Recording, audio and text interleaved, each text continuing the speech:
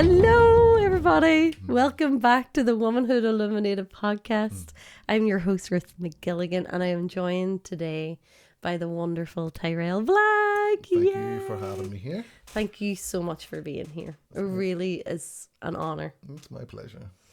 And I know we've been kind of navigating this for a while, so it's lovely that it's finally manifested. All at the right time. I know, yeah. Oh, definitely. So, like, especially when you consider your last couple of weeks. Yeah. It was meant to land today. Yeah. I think So meant to land today. Mm. So, just me and Ty have had a big in-depth conversation for like 3 hours before the podcast, and so you'll hear us going, "I like, you know what we talked about earlier."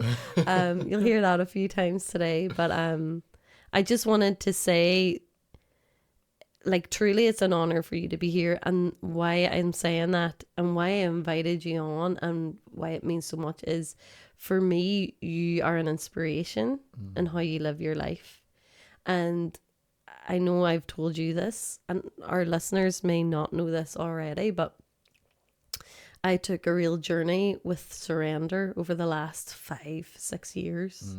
And in particularly the last 2, and this last couple of months have been a whole roller coaster with surrendering, and how important that is as a spiritual journey, you know, to really trust in the divine hand guiding, and you and your story and how you've chose to live your life. And it's not a story, it's your truth, you know, and it is your journey because you chose it to be so. Yeah. And that choice that you made is so radical. Surrender, like, it's so, and I just was like, this, people need to hear this, you know. I don't do things by halves. No. So let's talk about that, shall we? Where to begin? Where to begin? So you basically, I think we should begin at the beginning of your journey of really deepening into your spiritual journey, like you're kind of awakening to more. When did that begin? I guess, and again, like you said, like we said earlier, I feel like when my mother passed away, you know, was the big, which was almost 10 years ago now, 2017. Like, it taught me so much of death, and not in a morbid way. Like, I think in this culture, the idea of talking about death is like some horrible thing that we're something weird if we talk about it, but it's ultimately only a body, you know. The body goes, and that aspect of, like we talked about, surrender to understanding that, okay, my mother is not here in a physical body, but I never felt that loss. I started to feel that she's around me in birds and flowers and leaves, and just starting to tap into that really made me understand that there's so much more, you know. So that curiosity starts to come, you know, when you're feeling these things, and it's like, I'm not crazy, even though I felt like it at times. Yeah. When I start to drift off into the forest and stuff like this, and my brothers and my family and friends are thinking, what on earth is he doing? But it's just tapping into that other energy that's always there, but we're so caught up in different dramas and different things that we don't see it, you know. Yeah.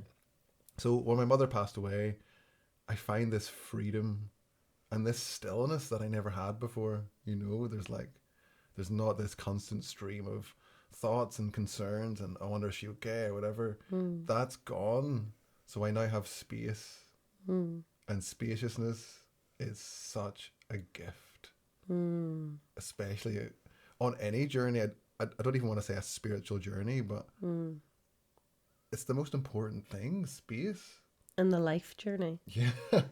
You know, space and stillness. And I really started to find that.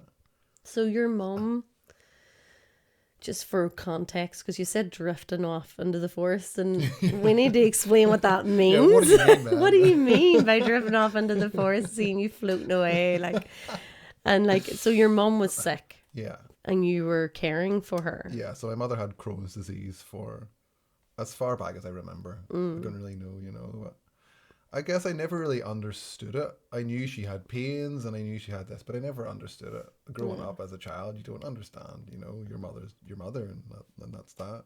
Yeah. But I guess as I got older, it got worse and worse and worse. But she was still, my mother, like God love her, was such a strong woman.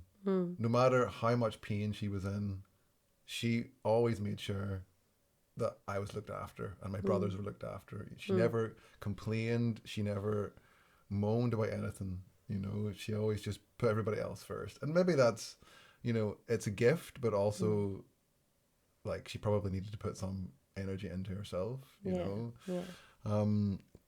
But I'm so grateful I'm so grateful for that. I can't stress enough. Like looking back now, it's like, I don't know, I feel like my life experiences and growing up, people could look back and say, oh, I feel so sorry for myself that I had this experience. But I don't feel that at all. I didn't have a terrible childhood.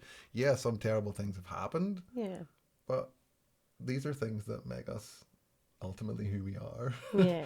You know, and of course you don't understand that straight away. It takes time. Yeah. Time to get Time in the forest, floating in the forest. Time in the forest. Time in the forest is essential. So you were taking care of your mom. Taking care of my mother, and I feel like, so I went off to Australia in 2015. And at that point I'd never really traveled before. I'd been like on short trips away, but I'd never been away somewhere like the other side of the world and by myself. So it was like a big deal. And I just thought like, yeah, that's me. I'm going. Don't know when I'll be back again. And I remember, and this is actually kind of horrible, I suppose, when I think back. Like the day I was leaving, my friend Mark came to pick me up to drive me to Dublin Airport. And like my mum looked so sad. And I just gave her a hug and was like, all right, see you later. Like as if she didn't matter. And it's not that. I was just so caught up in my own adventure that I didn't really stop to think about how she might feel then. I mean, she was ill then, but it wasn't as bad, obviously, as it then got. So then I spent about 6 months there in Australia, and she would call maybe every other evening, you know, sometimes every evening. I wouldn't always answer because I'm like, Mom, leave me alone. But I could just tell in her voice, you know, that things at home were maybe not so good in terms of like the dynamics of my mom and my brother and just her health, but she would never say, you know what I mean? But you know, you can tell Of course, those moments of silence on the phone say everything. So I started to just feel like, right, I've got to go back. And I resisted it, you know, because I didn't want to. What age were you then? I would have been, oh my goodness, what age would I have been? 20, like 25 or something. You were just a wee young baby. Maybe slightly older, 26. Between 25 and 27, let's say. I can't like stop to do the maths right now. That's fine. In your 20s, mid-20s. In my mid-20s, yeah. And like first time off exploring the world, you know, but feeling that freedom for the first time, but also the pull to be there. So I didn't even feel fully free. Yeah. You know, my plan was to get there and maybe like rent a camper van and go up you know, the things that people do when they go to Australia. But of course, I didn't really feel that. I knew there was something because I knew, and I wouldn't have said it at the time or even been aware, but I was running away. Yeah. I was just running away from responsibilities that I had to be there for, you know? Yeah. So the more I was talking to her on the phone and the more I would hear like those pauses and those silences, it just felt right. I've got to go back. There was no other choice. So I did eventually come back. It took me like maybe a couple of months of feeling that to actually going back. And it was amazing to get back. She was obviously so happy to see me and it was great being here, but I really noticed how much worse her health had got in that period of time. In that period of 6 months, you know, it was quite a shock and quite hard. She'd lost so much, and she was always quite thin, but she was like super thin, and like she developed this hunch in her back, and you know, that she ended up like needing like Zimmer frames, which she was always too embarrassed to use, and like wheelchairs and stuff. And I remember I always wanted to take her out. I always wanted to like take her out to a forest or something, you know, and like let's go out and do something. But she always kind of refused, and I would always take that personal. Her reasoning for it, I guess, was she felt embarrassed. She didn't want me to be embarrassed to be seen pushing her in a wheelchair. And and I didn't care at all. I just wanted her to get out and experience life a bit outside of the house, you know. So I guess that's where my love of floating into the forest kind of came. And I always had that anyway. I'm going to go back a little bit because I remember growing up, my mum had this friend Trevor, and every Sunday he would come and pick us up and take us to a different forest in the country. So I always had this love for forests. So I kind of started to feel I want to bring that back into my mum's life, you know. And this is when I could learn to drive. I didn't always drive either. So when I could drive, then I was like, great, let's put the wheelchair in the back and let's go. But we only went a couple of times, and then she just felt, I don't know, no confidence. And that was really hard, you know, hard to watch, because like my mom was always like strong and walking and going, like getting the shopping and all this stuff, and then here she is, scared to leave the house, you know, and me feeling totally helpless. But in my family, we never we never communicated or talked about how we felt and things going on. We just all bottled it up, you know, and held it all in. And even we'd have big blowouts and big arguments. We then wouldn't apologize, or we wouldn't even talk about it. We would just move on, let it drift past. And you always knew if there was like a tea bag in the cup or some coffee in the cup and a spoon. we've made up now. We're made up, and we're gonna like drink a cup of tea and watch EastEnders. That became the thing. That became how me and my mum bonded. So you did communicate. It just wasn't verbal communication. Exactly. But I've come to realize, like, later in life, that the non-verbal is my strong way of communication, through music, through art, through whatever. So I'm now a bit better at the verbal communication, but I understand and I communicate more in the non-verbal. So there kind of was something there, you know.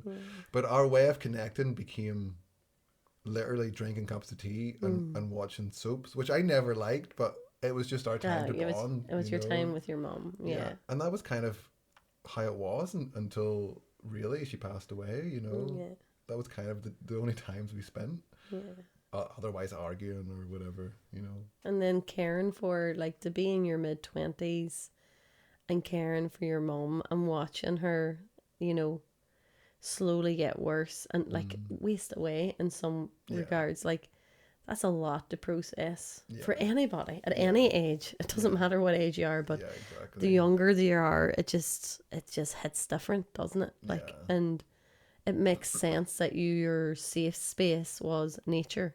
Yeah. And the place for you to go and be held. Yeah. and to receive, you know, when you're given so much of your time and energy to someone who needs it. Yeah. So when your mum passed, where did the road take you then? So when she passed away, I was living in the house, and I took the job. So my older brother, not the oldest, but the middle, Stephen, he took the job of like the paperwork and dealing with all that stuff, and I took the job of clearing the house. So I was there, and it was for about a year, and I was really enjoying it. You know, I guess it's the first time like I really had my own space. Yeah. You know what I mean? Obviously, I'd moved out and lived in Belfast and stuff, but, you know, that was always with people. So here I am myself. So I stayed in the house for almost a year anyway, and was clearing all the stuff out. And I guess for me, this is where my sort of detachment from material things began, because I realized just how much stuff my mum had hoarded in the attic and the room under the stair, stuff everywhere, you know. She became addicted to like shopping channels, so there was like boxes and boxes of stuff unopened for years that I'd find, saucepans and makeup. Well, my mum never wore makeup, she just was obsessed with buying stuff, you know. So I'd find all this stuff and be like, okay, that's not where I want to be.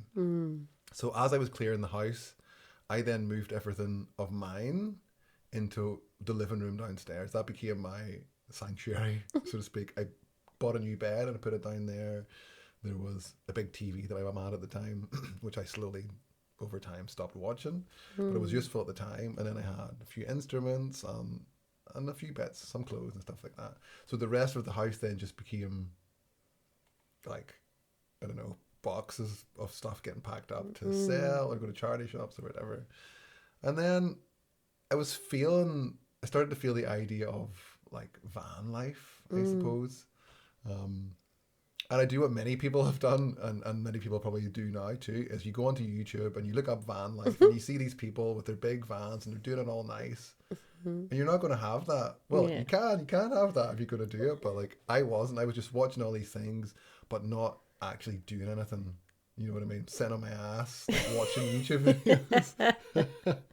And eventually I got there, but I suppose the push was, and at the time I didn't really see it as pleasant. I was kind of a bit annoyed by it, but like my older brother and my dad were, obviously the house was going to get sold and the money was to be divided. So obviously they were wanting their money. And then that was putting a bit of pressure on me to leave. Yeah. Which I did. I then just says, all right, well, screw you. I like booked my ferry for like the first, I think it was like the 1st of January. I remember like the 2nd or something like that. And then that gave me like a few weeks to just get the van sorted and whatever. At this point, the van it was just So you bought a van? No, I already had them. I had the van for maybe about a year and a half prior to that, I think so. Or maybe, about a year and a half prior. So I had the van, but it was just bog standard, like wooden panels in the back, nothing fancy. And also a tiny van. I know you can't see here, but I'm 6'3". But I just went out to the garage and found, like, my dad's into cars and stuff. So there was loads of stuff in the garage, like things to do with cars and stuff. So I kind of just made it work, and my mum had this bed. So it was a big double bed. And usually they split in half, like, long ways, but this split in half, like down the middle. Oh, so that worked out well for the back of the van. Exactly. Yeah. So I could have this like single bed, and it was perfect. I fit all my things underneath the bed. I put like my instruments and all that stuff. But anyway, that took me off on my van journey. And I've probably fast forwarded here quite a bit of like the in between. But that was kind of where it then led to in terms of like being in that house and being in that space and family and stuff. Like, I also kind of just separated from my family in a sense too in that period of time. Like, my mom was the one that was in the some way, linchpin. she was holding us together in some way, even though it was always dysfunctional. And like, me and the middle brother Stephen always got along. We grew up sharing a room, playing video games, so we always got on. But I've always struggled with my older brother, addiction and stuff like this, so we've never really seen eye to eye. So once my mum passed away, for me that was kind of like, all right, well, I don't need anything to do with you anymore. Yeah. Which is, it's terrible when I look back, but it's what I needed to do at the time, it's and coping. what we all need to, we do what we need to do. Yeah. But anyway, at some point before going off in the van, I'll go back a bit here. I remember watching the Cosmos. We talked about this earlier. Watching the Cosmos. So there's the original Carl Sagan. Yeah. So I watched. There was a remake of it with Neil deGrasse Tyson. Yeah. And I watched that, and the first episode blew my mind. It just blew my mind. I'd never really like looked into anything like that before. I hadn't had the time or the space to do it, or even no pun intended. Yeah, exactly. The space. Just for those listening exactly. or watching, if you don't know, this is a TV series where it's all about space and the stars and like the evolution of space and The first episode was about the cosmic calendar, which was kind of like everything. I think how he described it was everything you've ever known and the history of this planet fits into this tiny little like a pinprick the last time. second of the last day of the cosmic calendar. So that was already like, whoa. Oh my goodness, who am I? Like, what? I'm from the stars. Like, whoa. So I started watching an episode of this every night, while also like stretching my body and moving and really starting to feel my body and look after myself a bit, like, I wouldn't say I was unhealthy, but I had the standard Northern Irish diet, I suppose. We were having like sugary cereal for breakfast and cheese and ham sandwiches for lunch and like beans and sausages. You were caught up in your life. Like, you up until this point you've been a son who's been away traveling. You've felt the call of responsibility to come back. You're caring for your mum. We haven't even tapped into the fact that you were in a band as well, and so you're in this band that friggin' that also kind of takes off like a what genre of music would you say Electric Octopus? That's always a tough question. I think Indie rocky. what I like to say and what I feel is like I kind of seem to go to like psychedelic jazz. Psychedelic jazz, I love it. And take from that, I mean the category in the music world that we've gone into has been psychedelic rock. Oh, okay, cool. You know, but for me, like that's a whole wide scope. Yeah. It could be anything from like blues to funk to whatever. You know, we totally improvise. We just get together. There's no plan. We just kind of go with it. And thanks for the reminder also that I skipped a whole huge part there. Well, you're in this band that are so they're taking off, like hugely taking off. When you've come back from Australia, your mom is getting progressively worse. You're caring for her, and like I feel like your story that you shared with me, I don't know if you want to share that now, about like being at a gig and what you came home to. Like kind of sums up perfectly the two worlds, and like, you know, how real caring for somebody that is ill is, you know? Yeah, that's actually, very important. So when I came back from Australia, this is when the band began. So also at the same time, and they're called Electric Octopus. Yeah. When I came back straight away, I remember messaging the bass player and being like, "Oh, we should get together and jam." And he was living with the drummer. And anyway, that all happened. This is not about the story of the band. So we got together and we were jamming, and that not even really realizing at the time, but looking back, was like my escape. That was like, your medicine. Like, I would just get there, leave everything at the door, and we would just jam, and it would be so amazing. And like, I can't thank them enough. Yeah. You know, I can't thank them enough for just being there and holding that space. So that took off really fast. Like the band went from like nothing to something pretty fast. And then I remember like on multiple occasions, like we go off on tour and stuff, but like we'd be doing, let's say, play a sold out gig in Belfast, which is so amazing, on such a high, such a good vibe, being around so many people, and then like driving home on a high, and then getting home and finding my mother like in the bathroom. She'd got out of bed, fallen, split her head open, blood everywhere. Like, it started to become, and that sounds crazy, and most people are probably like, wow, that's so hard. I didn't even feel it like that. Yeah. It was so normal to me. Yeah. That I got to the point where I was expecting it, you know, so I was prepared for it. It wasn't like, oh my goodness, it's going to be like this. It's like, okay, cool, that's what I got to do. Yeah. And my mom also had loads of dogs and loads of cats, just like the other possessions. She loved her animals. She was always the person who, if someone needed an animal rescued, they would call her, and she would just take them on. So not only did I would come home to have to help my mom, there's then obviously all the pets, dogs that have piss and shit everywhere, like cat litter trays, like all of this. So it was like going from this one euphoric high to then this complete other reality. Yeah. I felt basically from 2015 to 2017 when she passed away, I was living two lives.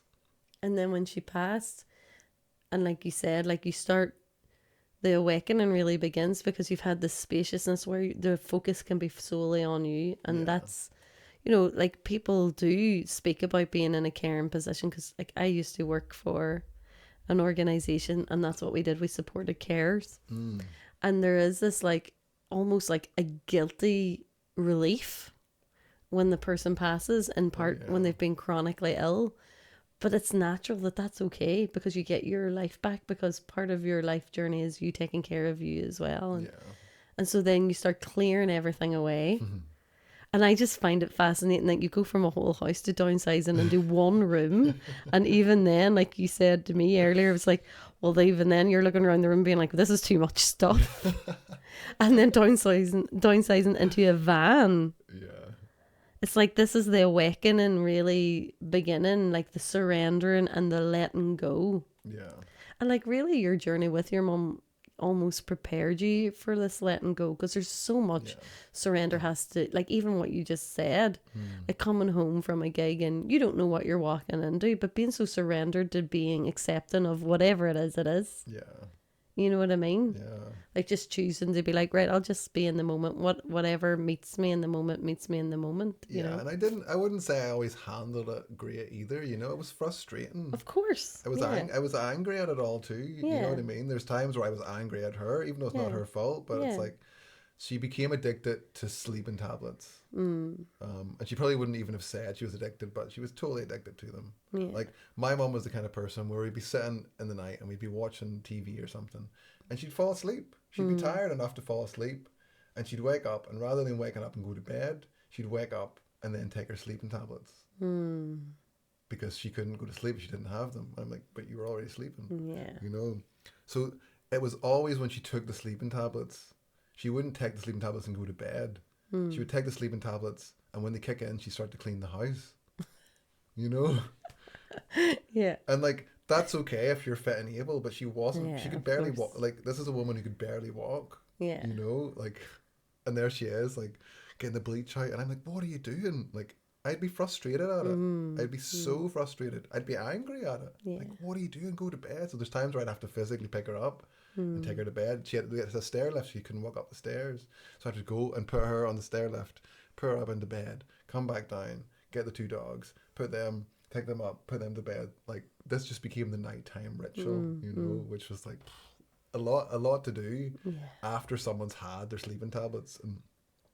And she was like, she was a naughty kid, you know, Yeah. refusing to go to bed. It's like we flip roles almost, Yeah. you know, of who's the adult and Yeah. who's the child. You parent your parents. That Yeah. happens a lot of us. But it was hard. Like, I was there the best I could be at that time. You do the best you can with what you have at the time, and Yeah. you're in your 20s. Yeah, exactly. There's a lot of grace that needs to be given in those moments, Yeah. and the reality is, what we've talked about too is everything is a choice, and you could have chose not to come back from Australia, Yeah. but you chose to come back. Yeah. You know, you said the call of responsibility, but you could have chosen not to answer that call. Yeah. You know, but you did what was right for you at the time, and I mean, you would, like you say, you wouldn't change any of it. Yeah. So you've moved into your van now, Yeah. and all the world is opened up before you because you have nothing to worry about but you, and then getting rid of all the stuff with your mum, selling that, and gets you a little bit of money, like to be able to just go, fuck it, I'm gonna go. Yeah. What happens? Where do you go? I just was the one thing that came to mind. I had been with the band in Portugal, like playing gigs, and always loved it. So I was like, I'm going to just drive to Portugal. No plan. So first of all, really, I guess no. I went to the UK first because the drummer in the band is from England. So I went over into Scotland and spent some time. And bear in mind, this was like winter time. So day one, actually, I got off the ferry in Scotland and I was so exhausted that I went to sleep, and like it was full snow at the time. Whoa. So I tried to sleep and I was freezing, and all I was thinking was, what the hell have I done? This is not nice.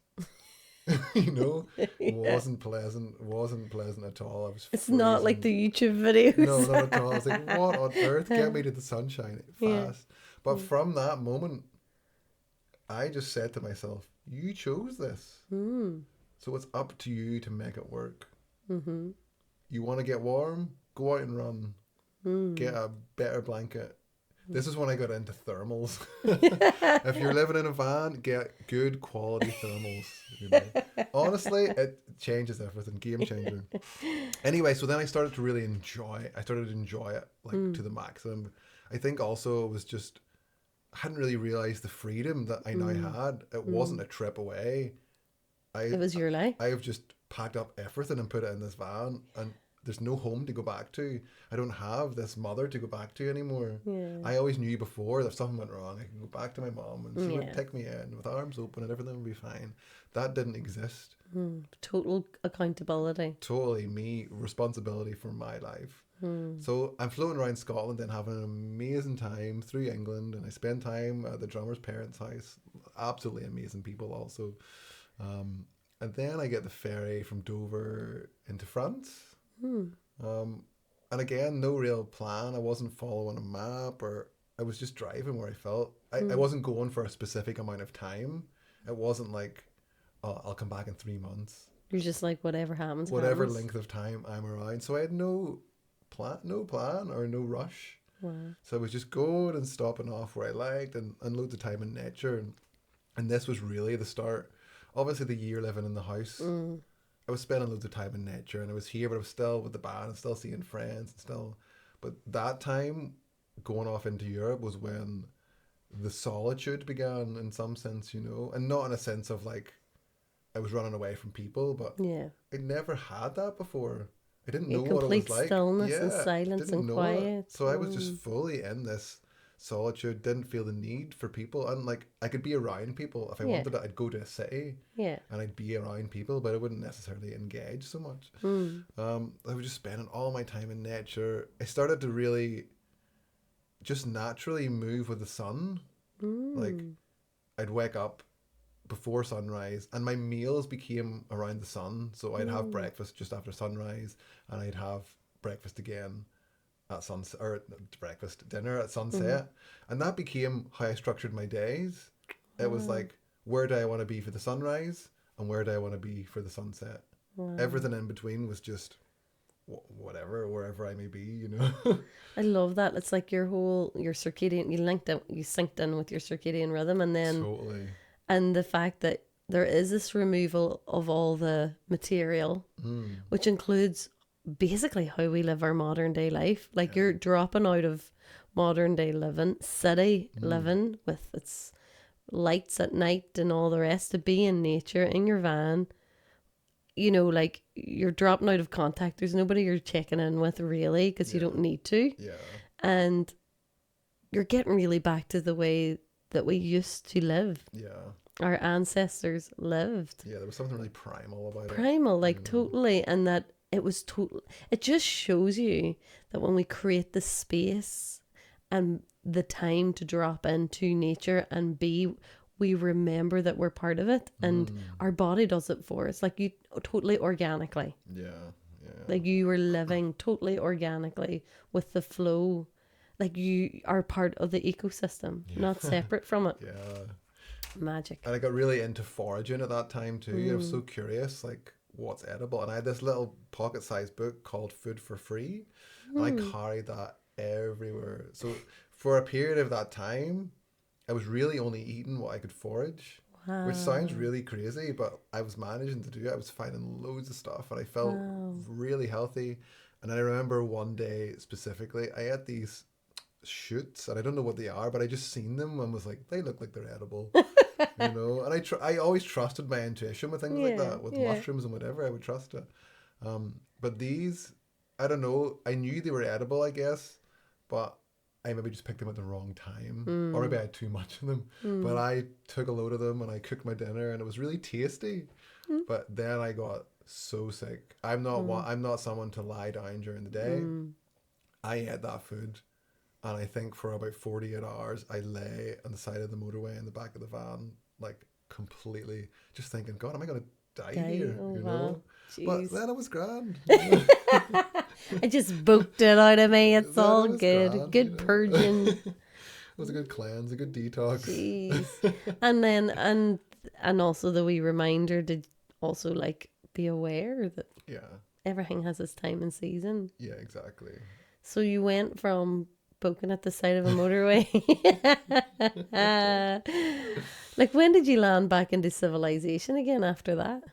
Well, after that specific incident, Or just in that general? time? Well, during that, That's because Portugal, was it? that I hadn't even reached Portugal at that time. I think it was still. This in was still I was in still in France? Okay. Like I spent a long time in France, actually, slowly going, because at that time I was still in the band. The band was still active, Right. So I think, actually, I'm telling you a lie. I did have a time limit.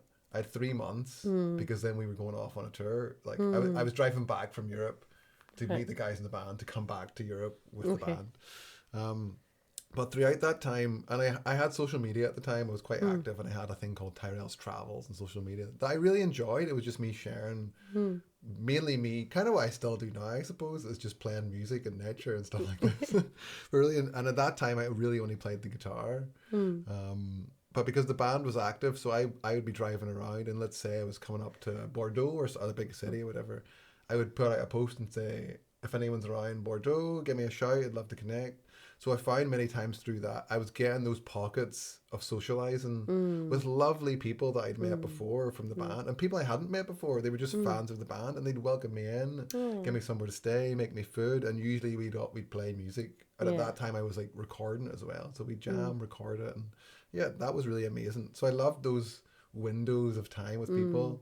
Because you also got to remove yourself. Yeah, exactly. Into your hermit energy. Exactly. I'm going back into me. Thank you. That. And I feel like at that time I was good enough I'm strong enough with boundaries. At that point in life, I felt I was maybe at my strongest in certain areas anyway, where I had no problem at all saying no to people. I had no problem at all saying, okay, like, it's time for me to go, see you later. Didn't have that issue. And maybe it's crept out a bit as time's gone by, but I felt really strong in that whole, and I guess that's it when you come into that journey, and I don't want to say spiritual journey, but for lack of other way of putting it, you do feel that strength, you know, everything all of a sudden is like, wow, okay, I am untouchably. So I was really feeling that. I was really feeling that driving around, and also really grateful for all the people meeting along the way, and then grateful for my own space and time. Of course. But I remember specifically, as I said about that Tyrell's travel social media, and I said this earlier, I found myself one day in a McDonald's car park, and it was about 3 hours because I didn't have data and stuff. I had a really like basic sim thing then, and I found myself sitting for about 3 hours trying to upload a video onto Instagram outside a McDonald's car park, and I just thought, what the hell am I doing? Yeah. I'm here in this free life in this beautiful new country to explore, and I'm sitting in a McDonald's car park to share a video. For what? Yeah. For what? So that was a big realization of like, what am I doing? And I just decided, well, I don't need that anymore. So just delete it. You know what I mean? Deleted the whole account. Don't need it. I'm also not one to like mute it for a while or whatever. I'm just like, go. Done. And that can be extreme, but for me, that's the detachment. Yeah. If you're going to detach. Don't do it half-assed. Just do it. Otherwise, you then creep back. And well, it's not true detachment, is it? Exactly. Yeah. So I was finding that easy at that point. From detaching to the idea of my mother. Well, that's the ultimate. You know what I mean? That was my biggest fear. Even though I feel like because she was always ill, and she was always in and out of the hospital, and you get that call saying, okay, the family has to come. It's like, this is panic it. And the so we all expected it every time. Yeah. So the effect of that became less and less and less. We're almost in a way, and it might sound strange, is I already lost my mother before she passed away. Yeah, oh no, I totally relate. Yeah. I already lost her before she passed away. So that kind of detachment made other stuff easy. Totally easy. Social media, see you later. Clothes, see you later. It's that realizing, like what you were saying there, who are you doing it for? It's like, this is not bringing me joy. Yeah. I'm not doing this. The minute you post because you feel like you have to post, then it loses its potency and power. And like I was saying to you, everything's frequency. So people can feel that too. They can feel that it's not authentic. It's not it's not coming from the right place. Yeah, exactly. And it loses its power because it's lost its power and potency for you. So I totally get the delete. Yeah, but I loved it. Don't get me wrong. I actually did love. I loved doing it. I loved. You loved it until you stopped loving it. I love sharing that snippets. And I remember someone, and they were from Ballymena, which is where I'm from, and they had sent me a message about something. I can't remember what they said, and then they said, "Please don't stop posting because I'm living through." Yeah, vicariously. And like that was really nice. Yeah. But then at the same time, I was kind of a bit like, that's sad. Yeah, like just you go and live. You don't have to be in another country. You don't have to be in a van. Just, you know what I mean? So it's kind of okay, let's stop this, you know. Yeah. So no more McDonald's Wi-Fi. Oh, and what a gift. What a gift that was.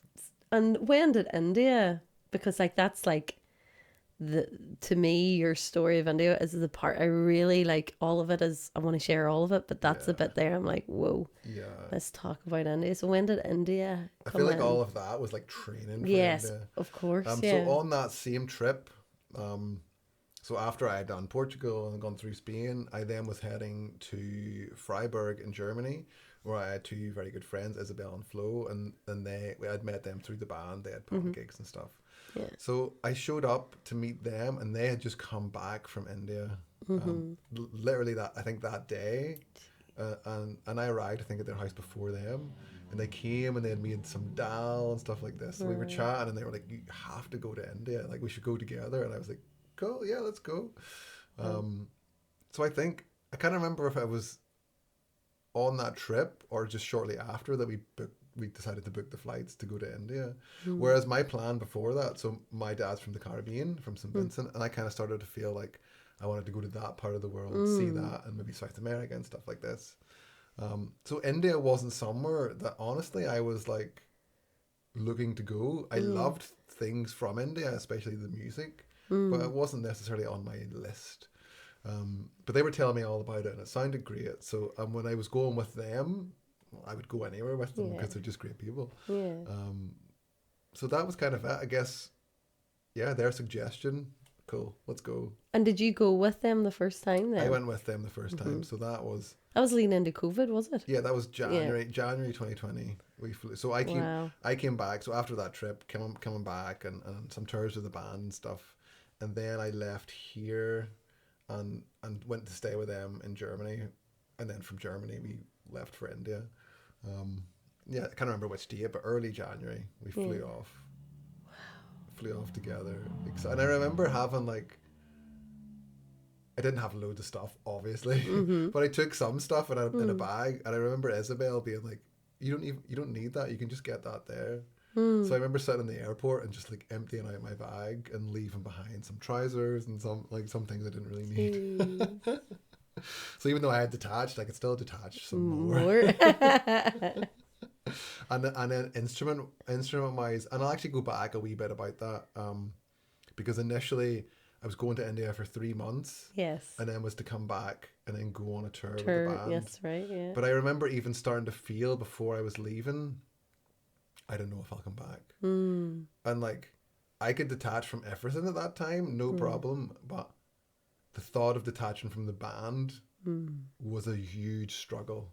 Yeah. Because this was something that I absolutely loved to do, you know, like I loved it. I had a nice life touring and playing and jamming, and it was great.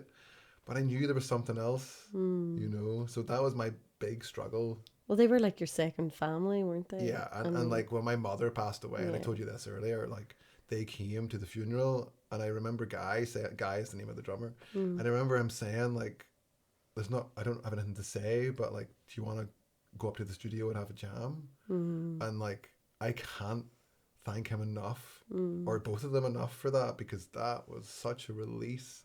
And I remember specifically there's a track called Pound Coin, and it's called Pound Coin because I didn't have a guitar pick and I played with the pound coin. But the energy, I can feel still listening to that now, the energy from what I was feeling at that time, you know. So letting go of the band was a challenge. I didn't even really vocalize this to them, that I might not come back, because I wasn't really sure. I just knew that I had to get away for a while. So this whole big tour planned, I made a tour manager at the time, and like he did an amazing job of putting this tour together. But I feel like, I can't remember if it was like the second day or the third day or whatever, I was in touch with them anyway at some point early on, and was just like, I'm not coming back. Like, find someone else for the tour, you know. And they're like, we can't find someone else, you know. So I felt super bad about that, but at the same time, I had to trust this feeling in me. Otherwise, I'd be coming back, and I'd almost probably resent them for it. Like, I had to come back from India to do this tour, and I didn't want to. And I also had to remind them at the time, there's a recording where I think it's the drummer says, if the band gets in the way of anything that we need to do in our lives, like we've got to put ourselves first, something along those lines. So I had to like pull that one up, and it's at the start of an album or at the start of a track. So I was like, hey, remember that, you know. Yeah. But they were luckily, I mean, they were cool. They understood, you know, and a bit pissed off, as you would be, because they're looking forward to this tour, and they would miss you. Obviously, Yeah. you're part of the foundations of the creation of that whole thing. And we worked it all out, and like there was obviously money lost at the time from like the tour manager was not, haven't spoken to him. He hasn't spoken to any of us since. He just was not happy. But like I paid out of my own pocket. I was like, look, let me at least cover this, you know. But then there's a pandemic, and it wouldn't have happened anyway. Of course. You know what I mean? So like listening to that soul nudge was destined. And even though I travelled to India with Isabel and Flo, we stayed a week together. 1 week together in Rishikesh. Maybe it was 2, but I feel like it was maybe around a week. And there was a bit of a plan. They were then going to a wedding, and then they were going to Goa. And I was just like, no, I'm staying here. I'm staying here.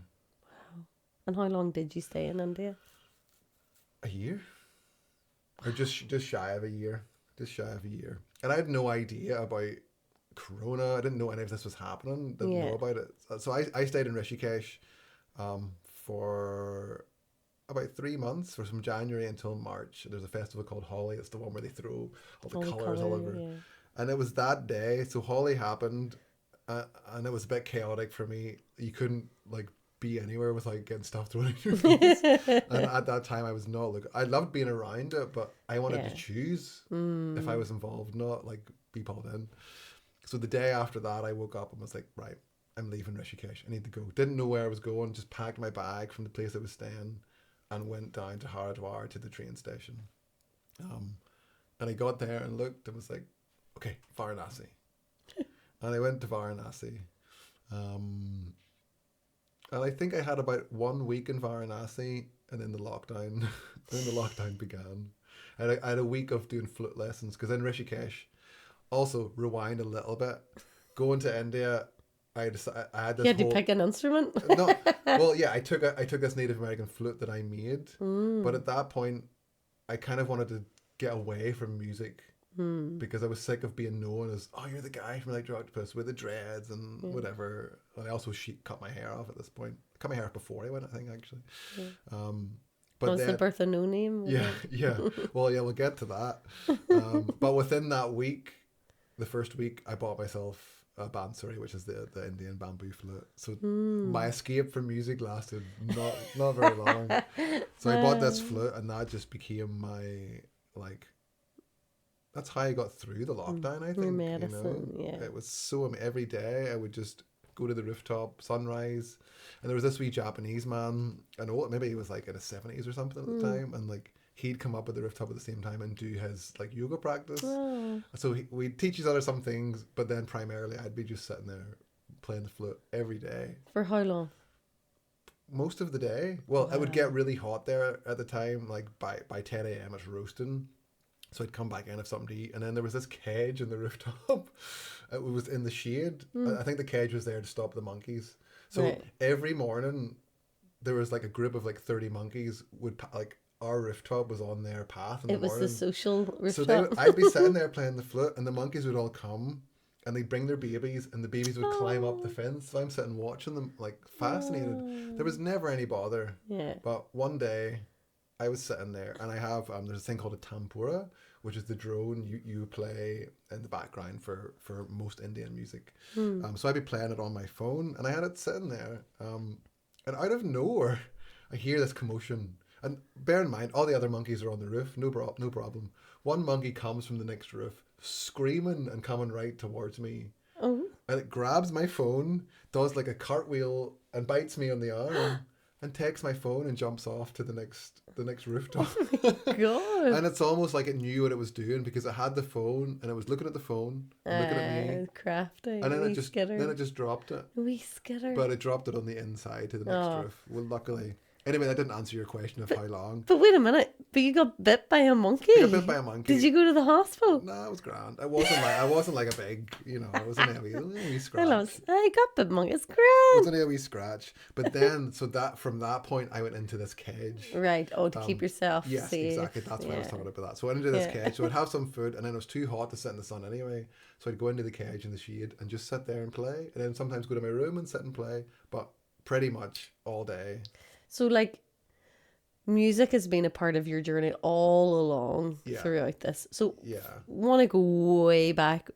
So the first instrument for you was guitar? Pretty much. I remember in high school, like, they had the keyboard in music class, and it was like one keyboard between two, you'd partner up. And I wasn't like, I didn't know what I was doing, but I could one finger style, I could play like the hits from the radio, you know. So people were like, wow, amazing, can you play this one? And I didn't really know, but I could just figure it out. You know what I mean? I could just, if somebody could hum it to me, or I could hum it, I could like find it. So my brother played guitar. I can't remember what age he started playing guitar, but I remember at times he'd go out and I would just kind of pick it up and feel it, not have a clue. And then it's only really, I think just shortly after my 18th birthday, I got myself a guitar. So you're self-taught? Self-taught, totally self-taught. So just for those of you watching or listening who don't know Ty, and we'll share Ty's socials here for as long as he still has them. Get it while it's there. Watch this space. But like, you are such a talented musician. Like, well, you are. And you know, Jason, my husband, is like a musician, and he is a snob with music. And like, it's the fact, like, even you're like, you just pick up a didgeridoo and can play it. It's like, you're just one of those people who, that's your gift. You know, music is your gift. You could put your hand in an instrument and you'll get a tune out of it. Like, that's a gift. And Not I everybody. don't even see that in myself. I mean, I'm seeing it more and more, but that self-critic that's been in me really shuts that down. And now and it's okay to stay humble, like, but accept it and take it when it's being told to you, because from the outside looking in, and as somebody who loves music and is only just starting to dabble again after 20 odd years and playing guitar, like, to be able to just literally put your hand in an instrument and make it speak, and that's what you do. You can make it speak. That is a gift. And the fact, like, even back then, that you could with one finger make a song out of by ear, you know, you play by ear, it just shows you that is a gift. But it's your medicine as well. Like, it's been a gift for others, but it's a gift for you, as in it takes you to other realms. And that's why I asked how long you would play for, because I would really love to just speak a moment about your process, as in, I know it's not a process, your process is you play, but where do you go, within or without? Where what happens when you're playing for that many hours? That's a really good question. I mean, I feel like it began, so I'll go back a wee bit again. So when I'm playing guitar, and I was obsessed with Guns N' Roses, so I became just like, rock and roll was my life. I wasn't interested in anything else at the time. But anytime anything's going on at home, I'd go into my room, put on the headphones, and play the guitar. I could be there all day. So it became my escape in a way. It's my medicine. It's my biggest gift, but it's also my way of escaping. So it just became a way to just shut off everything else externally and just be in this music. And obviously, as time's progressed and I've progressed playing, it's become a whole different thing. There's no longer that escape. There's an inward, I feel like there's an inward part of it, but it's not necessarily inward in the sense that I close my eyes and shut off everything. I'm very aware when I'm playing. It's like, and maybe people don't really maybe get it at time. If I need to process something, playing music helps me do that. I can reflect as I'm playing, because I don't have to think about what I'm doing. It's just happening. So I can then really reflect and dive into what I'm feeling, you know. And I might not even be able to put that into words. But it comes out in the music, you know. It's my way. I always say to people, it's like, you can ask me something and I can probably tell you a better truth through an instrument than I can with words. So I guess that's kind of where it takes me in some sense, you know. And that's why when you play it is so potent and powerful, because it's so felt. It's like, I don't know which quadrants of the brain it is, but like obviously one part of your right side of your brain is able to be processing. Well, it's almost like EMDR, isn't it? It's like there's this like it hypnotizes you, like you get into this flow of creativity. Yeah. And while you're in the flow, it's like all the noise shuts down in one place, so that all the emotion and all that maybe that you haven't looked at starts to rise. Yeah, for sure. And it's interesting, different instruments have different effects obviously, because different vibrations. Like I've seen myself in the back of the van, like recording the sitar, for example. That's a perfect example. And as I've been playing the sitar, I've been crying.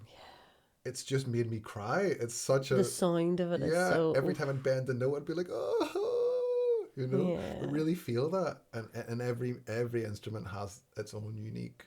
And I would say wind as well. Wind instruments, like those are the instruments like the didgeridoo that almost do become transcendental. Like, because your breath is in this loop and you get into this real meditative state. Like when you're in the likes of with the didgeridoo, then, and I obviously is a different experience. What kind of experience do you have with the didgeridoo? As you say, it's definitely a transcendental experience more than anything, because you're doing that intense breath work essentially, you know. Especially if you're playing rhythmically, it's fast paced, you know. But then playing slow, again, it's so grounding that can just bring you right down. And I've noticed in spaces where, in particular, where I've played the didgeridoo, it can do one of two things. It can either shake everything up and make everybody go a bit wild, or it can just cut through it all and grind everybody down. And with the didge, for me, it can have both of those effects, but it's so visual. And like, you've seen the artwork and stuff. Yes. I never did that kind of artwork until I played the didgeridoo. Wow. I just started to see it so clearly and just think, okay, I need to start putting this down. So we'll drop, for those of you watching the episode, some of Ty's images here. But like, wow, I love that. It's like, so for those of you listening, it's like sacred geometry. It's like geometric shapes, like that you have drawn. Yeah. And these are the visuals that you see. Yeah, the didgeridoo brought that on. And the didgeridoo started it, I suppose. But then since, like many times, for example, and that's how it used to be, I suppose, where I'd start with the didgeridoo. So I'd play the didge for a while, and I would see this, and I'd put down the basic structure. But then I started to, like, sometimes I would just choose the colours. Other times I would ask other people, give me 3 colours. Just text someone randomly, give me 3 colours. But then what I started to do was just stare at it and play a different instrument. So play the flute, and then all of a sudden it's like, okay, red. And then maybe play the guitar. Okay, green. You know, it would just work this way. Not always, and maybe less now than before. Now, I don't know, maybe just because I've had a bit more experience. Yes. And I can kind of hone in a bit. But at that time, it was just the instruments were making it all happen. Wow. I was kind of just surrendering. Yes. You know? And many times I'd be like, red, are you sure? You know, and like resist it, but I would just trust it and do it. And I might not always like it either, but it's what's there. That's what I'm seeing. What you're being guided to. And the didge also opened me up for loads of other instruments. Yes. I think before playing the didgeridoo, it was really only the guitar and then the flute. And then the didgeridoo opened me up to like djembe and percussion and rattles and shakers. And then I just started to expand. I couldn't stop. I couldn't stop getting instruments, you know. And this kind of brought you on this journey. Now, I want to return to India, okay? Yeah. But it's just like, because we started talking and didn't really explain. Like, I don't want to box. Like, this is so funny because this whole conversation is an example of this. We don't want to box you into this box. Yeah. But if I was to explain what it is that you've become known for, I suppose, is like singing circles and playing music in medicine spaces. So people on plant medicine journeys or even like yoga, like calm yoga and Derry, you know, like people are going for yoga experiences and you're playing intuitively, and your instrument, like you say, your instrument list has grown substantially over the last while. Like, but you know, that is your medicine that you're bringing to other people. But like what we're saying is that the music has been a medicine for you, and even tapping in, like you say, to the vibration, because I'm doing work for not at the moment for a course, and I'm going to be talking a lot about frequency and vibration and that.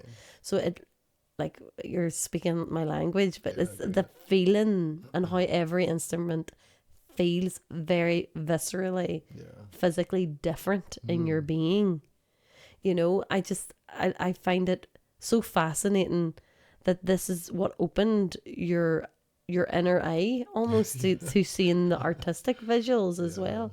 And it's like, without plant medicine, you're having what other people would liken to a plant medicine journey, like seeing these shapes. And it just shows you, for those of you listening and watching, that if you're interested in going on a journey, your breath will take you there. You know, music can take you there. If you be still enough to listen and follow the flow. Yeah, and the combination. Actually, I feel like music with everything just enhances it. Of course, and the right music. Not that there's wrong music, but it's like every tool, there's the right tool for the right job. Absolutely. And that, like, following the nudge, because like you say, the red, for example, didn't maybe make sense, or you're like, no, it doesn't feel right. And sometimes even music, it's meant, sometimes it's jarring. Sometimes certain instruments do something to you and it feels a wee bit like you're being shook up, like you're saying, even with the didge. Sometimes it can shake things up, and that can be jarring to the senses, because sometimes we're like, oh, music in certain spaces needs to be all lovely and flowy, and that's not necessarily what's actually required. And it's like following that flow of surrender. Yeah, exactly. And I feel like the band, to go back a wee bit to that, the band also really opened me up musically, because prior to the band, as I said earlier, it was kind of really Guns N' Roses, kind of really rock and glam roll, rock or nothing. Cinderella. I wasn't interested in anything else. And don't get me wrong, that all served its purpose. But the band opened me up because there was this and we all came from sort of different backgrounds too. You know, the drummer like had a jazz background and whatever. We all kind of brought our own flavor. That it just became this mixture of everything. So it became not, oh, I just like rock music. I just like music.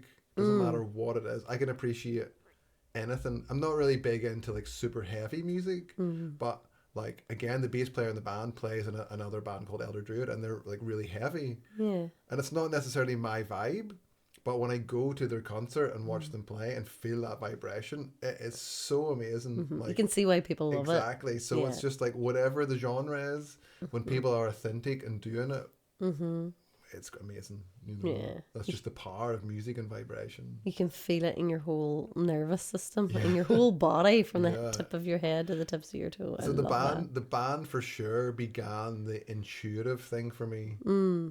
I would say that was a big instigator, a big catalyst to just go with the flow, feel what you're feeling. And then obviously in between all of what I've said, there's been plant medicine ceremonies. And the first one I went to, I remember I had this little flute that I told you I made. I brought that with me, but I was too like, hold up, we need to just stop a second too, because you said this earlier, and this Native American flute I made, and just pathered on, like, what? You made a flute? How did you even know to do that? I just figured it out. And there's stuff online too, you know. I just figured it out. Like, what's it made out of? It's made out of a plant called Himalayan honeysuckle, and it's kind of bamboo-esque, where it's got like the sort of hollowness inside. Did you order that then? Not at all. So what?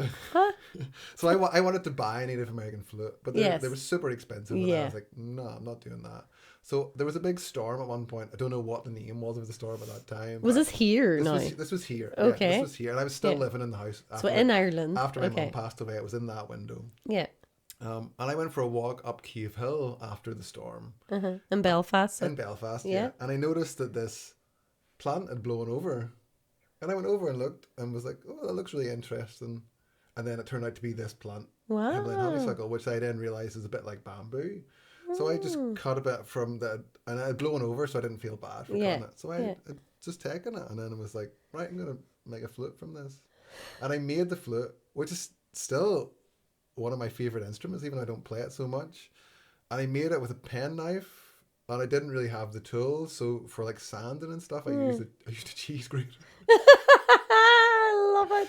I used a cheese grater, and it doesn't have the most full sound, but it's got an authentic sound. It's And got your heart in it, and though. I've since bought like expensive Native American flutes, and they're lovely, but This one they don't has, sound like that. And that was the one instrument I took to India with me. Was your own Was my flute. own flute, and We they need to loved drop it. a photograph of this flute in I should here have as brought it. I should well. have brought it, but they loved it. They absolutely loved it there.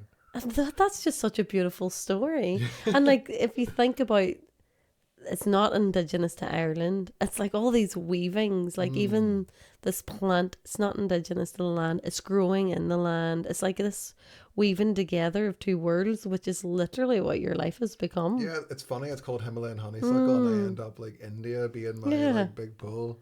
But yeah, anyway, I was at this plant medicine ceremony, and I brought this flute. But like at that point, and the Tyrell's travel social media was probably going at that point, because I was playing that flute a lot under trees and whatever. So were you at this ceremony to receive or to receive? Okay, This is before I got involved. So this is your first is this your first ceremony? First ever. Okay. And I brought this flute, but I didn't really intend to play it, but I thought, well, you never know. Yeah. And I remember the woman facilitating started to play the shamanic drum, and I had no choice. My body just sprung up from the ground and pulled out the flute and just began to play it.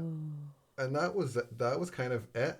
That was the start of me playing in those spaces, And it took time, obviously, only really when I came back from India. But I feel like she really helped me. I'm obviously not going to mention names, but I feel like she really helped me tap into the feeling of what's required in those spaces at what times. Because so many times I'd be like, oh, I'm going to play this just because I want to. Yeah.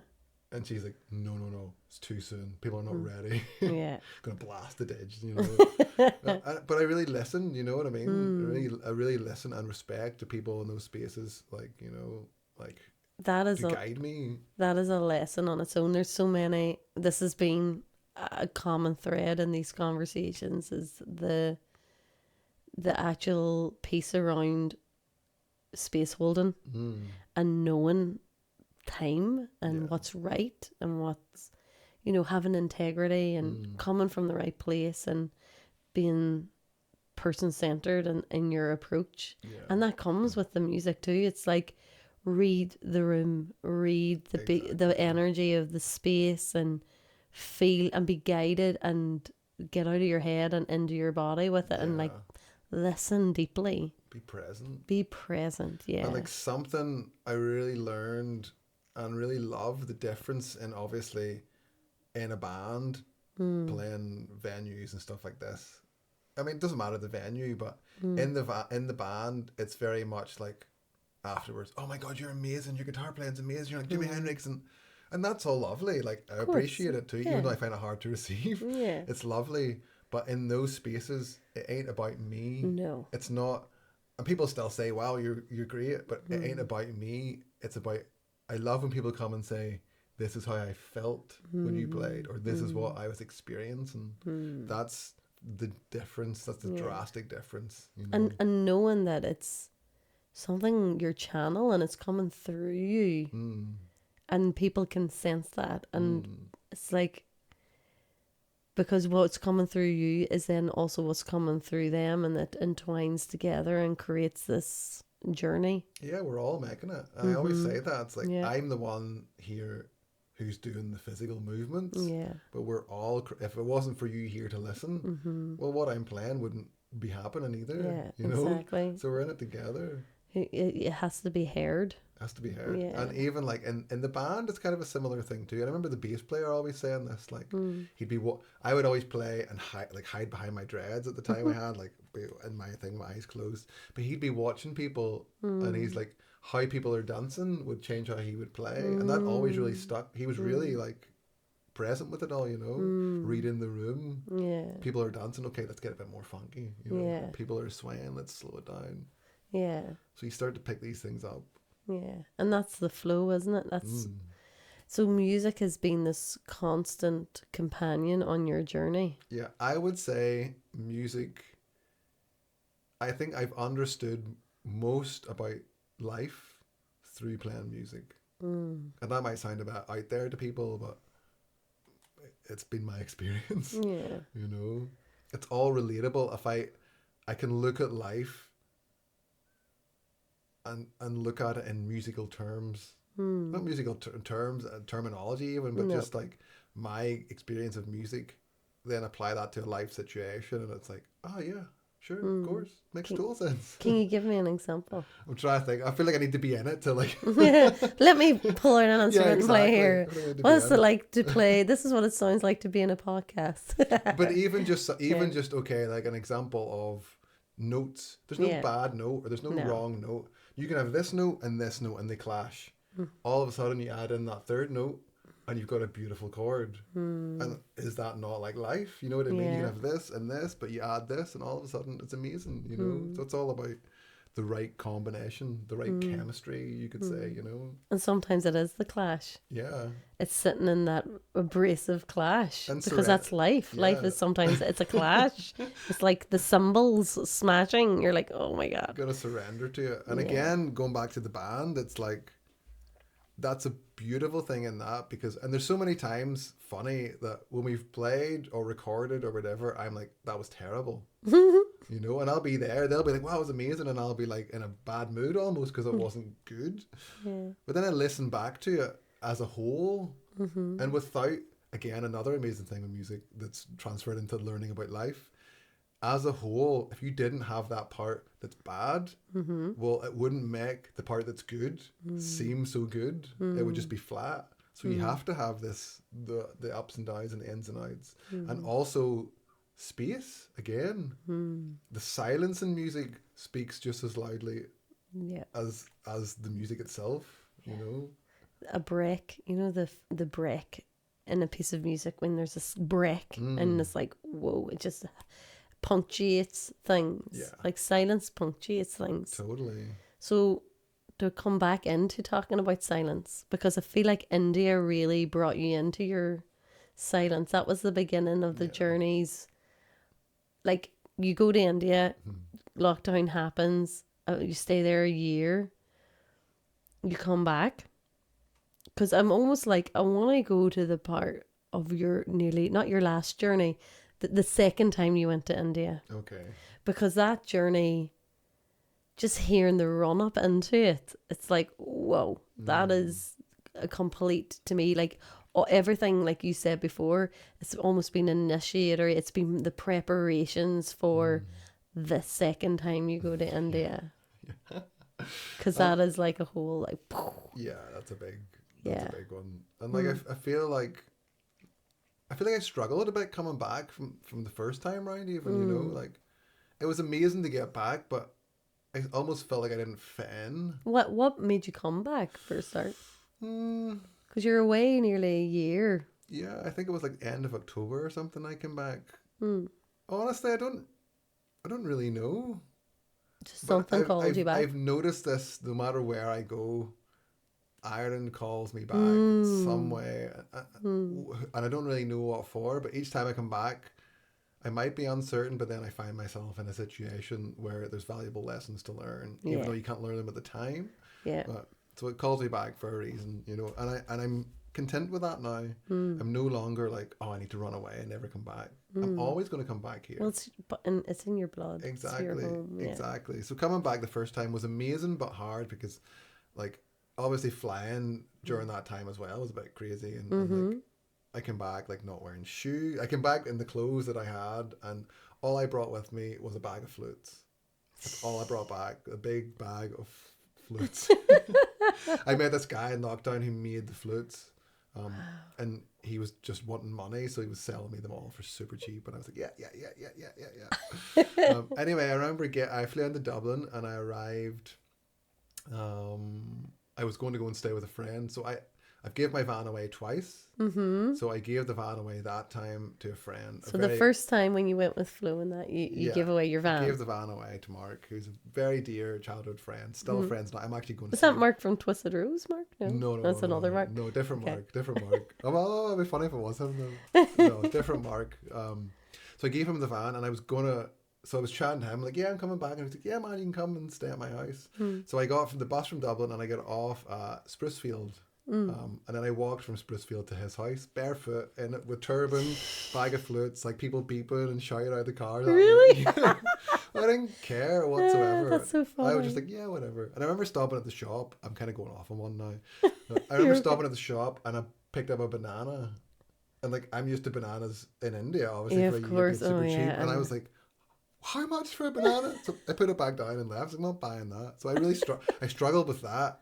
But anyway, I got to Mark's house, and then because at that time with the pandemic there was the bubbles and stuff, so then it turned out that I wasn't really allowed to stay there.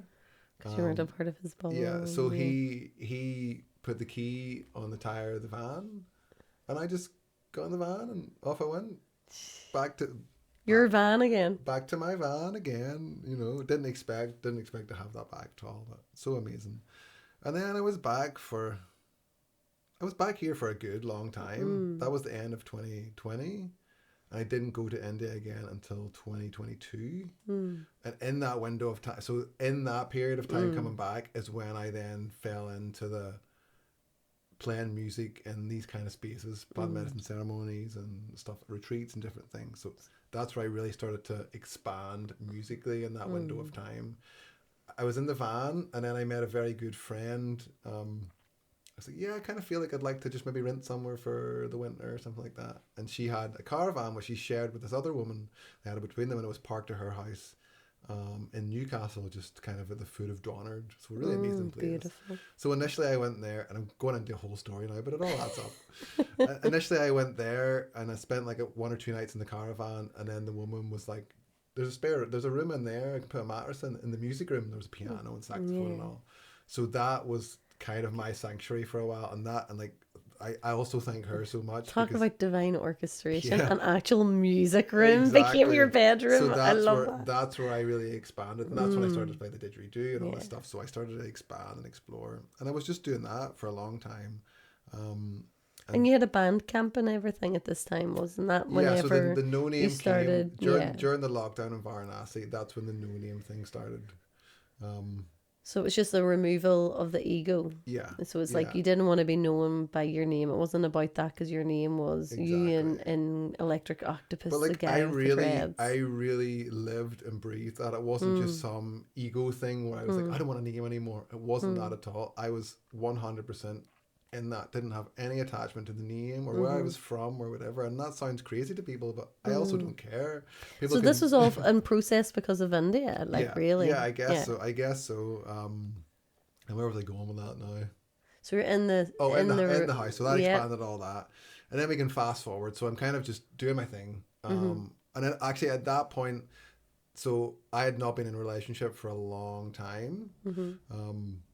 At that point, I guess like 11 years. Wow. I had nothing. Just nothing. I was like, that's not for me. Cool. Yeah. But I had met someone at that time also, which really expanded me, and I was like, oh my goodness, I can't believe this. And that was a short-lived thing. So I had that whole experience, and then that didn't work out. I mean, it was never a committed thing. Yeah.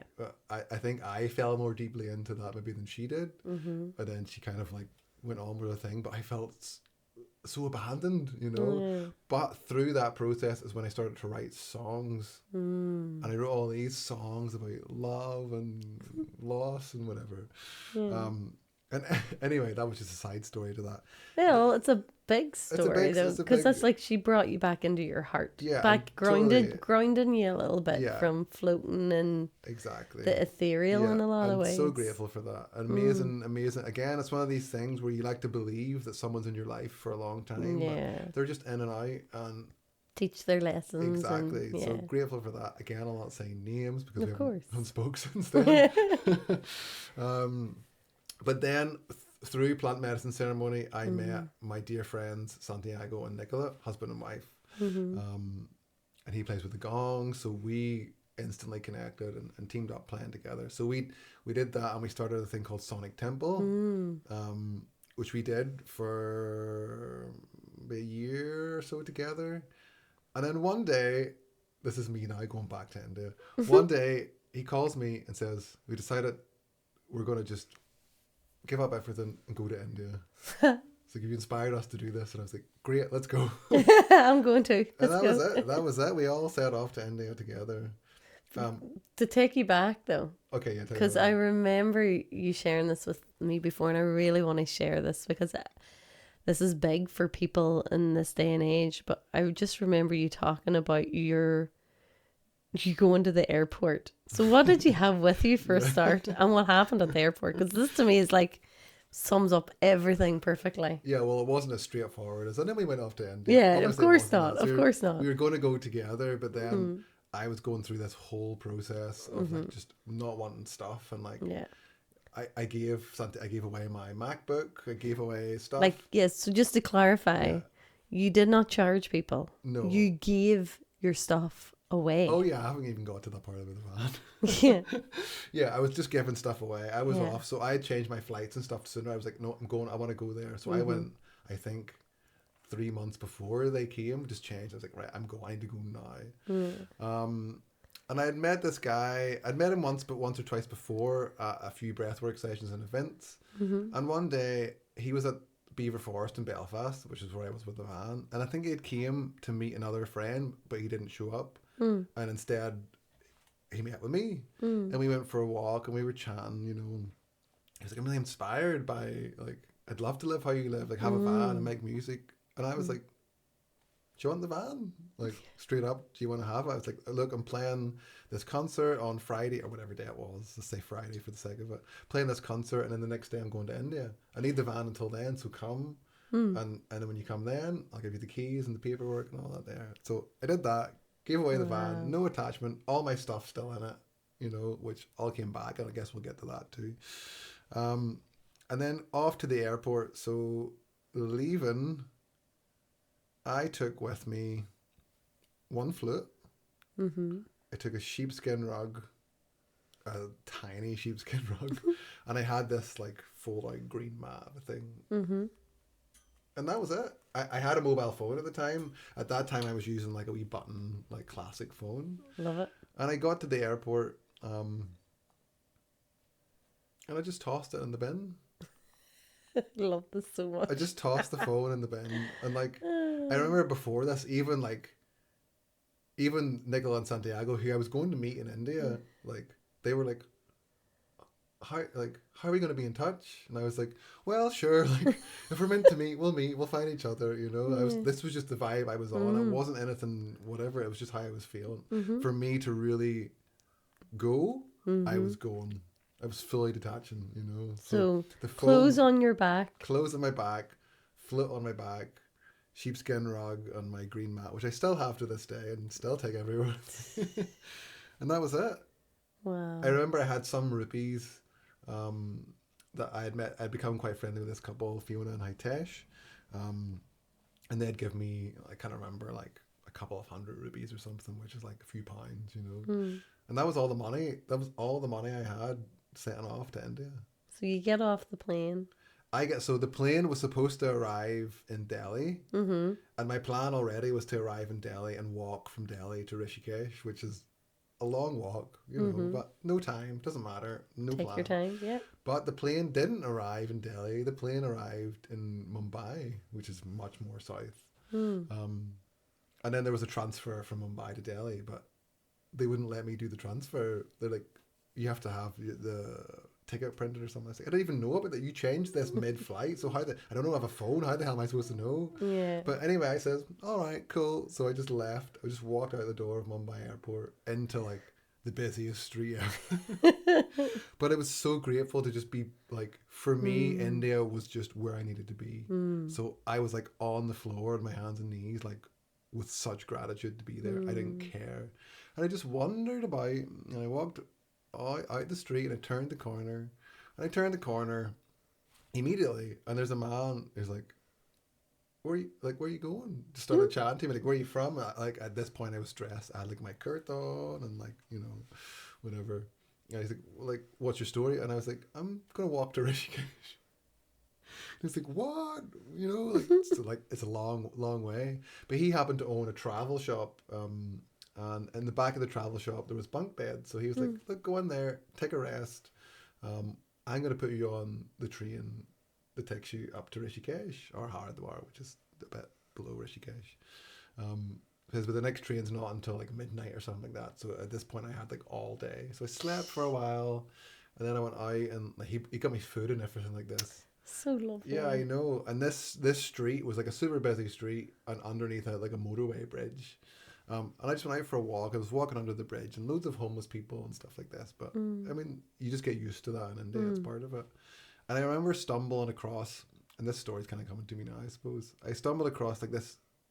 I don't know if they were a couple or brother and sister or what, but they were really young, you know, like mid to late teens, early 20s at the max. And then a younger boy as well. And they stopped me and asked me for money. And I was like, I don't have money, you know, like I don't even have it. Because I had used already the few hundred rupees that was given to me. I used those at the airport, I think, before I went out. I think I got a Subway or something. Anyway, I was like, look, I've arrived here with no money. I have nothing. You probably got more than me. And then they were like, yeah, okay, no problem. And I turned and walked. And then the girl ran after me and pulled a 50 rupee note out of her pocket and was like, brother, I want you to have this. And I was like, I can't take your money. I've chose this. I've chose to do this. You know what I mean? I can't take it. And she was like, no, like, I'll be so sad if you don't take this money. You know? So eventually I took the money and was like, couldn't believe it. And then I go back finally, get on the train. And on the train, and Indian trains, if you've seen, are pretty hectic, you know. So it was like I was in a 3-tier bunk part, and I was in the middle, so like no space to move. But I was with this Brahmin couple, this old elderly couple, and I got chatting to them, and they brought out this lovely homemade food, and of course offered me the food. Of course. These kind of things kept happening, and my whole reason to go to India in that extreme way was to fall into complete surrender and complete trust that if something's for me, it's going to come my way, or an opportunity to get it will come my way. I don't want I'm not looking for handouts, but it's just that full trust. You know? You'll be taken care of. Yeah, and if I don't need it, it's not going to come. So if I don't get food today, it's because I don't need it. If I get food today, if I don't get a bed, cool. So I was completely happy with whatever. Wow. But being in that surrender, I just couldn't believe the generosity of people. Like they're in less than 24 hours. Less than 24 hours. 5 minutes out, some lovely man is like, here's a bed, go rest. I had a sleep. I'll sort you out with a train. Exactly. I got food and tea. I got 50 rupees. And then I'm on the train to the place where I'm being fed by this lovely couple. And then they fed me. And the train journey was like a long, like, I can't remember the length of time, but long time. So they fed me, and there was a man who was sitting. So there's like seats this way and then seats this way. He was sitting over there, and he was staring at me for ages, you know, like hours. He was staring, but didn't care. And then eventually we got chatting. He says, "I've just been watching you, like I've just been watching, like even the way you're lying and the way you're sitting and whatever." He says, "I want to know how I can find that kind of peace, you know." Wow. I was like, "Well, I don't really have anything to share. I'm just being, you know," and like was interested in my story, so I was telling him that I'm here, I have no money, and like I've chose to do this, and it's just part of my journey, and then the train stops at stations, and then when the train stops at stations, people come in with tea and all this stuff. So he bought me this big thing of like rice and dal and vegetables and teas and water, and this just kept happening time and time and time again. And then I eventually got to Haridwar. And then at that point was going to Rishikesh, so I started to walk to Rishikesh, which for me is not super far, but it's far enough. Most people did you have shoes at this time? I had a pair of sandals. I had a pair of sandals at this point. I was okay with that still, but they also didn't last long.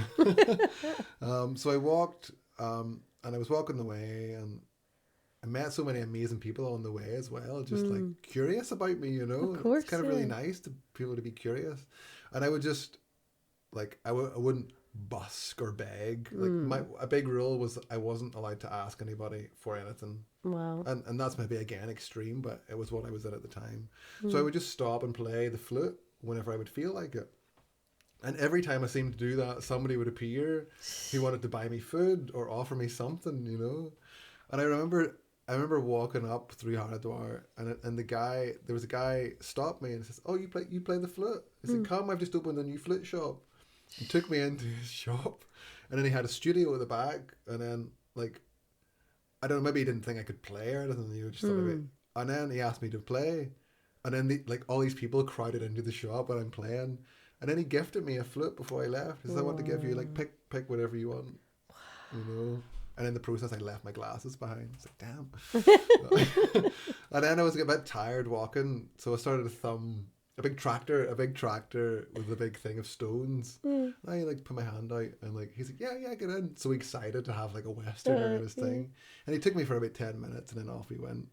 And then I get off this tractor, and there was a guy on a scooter.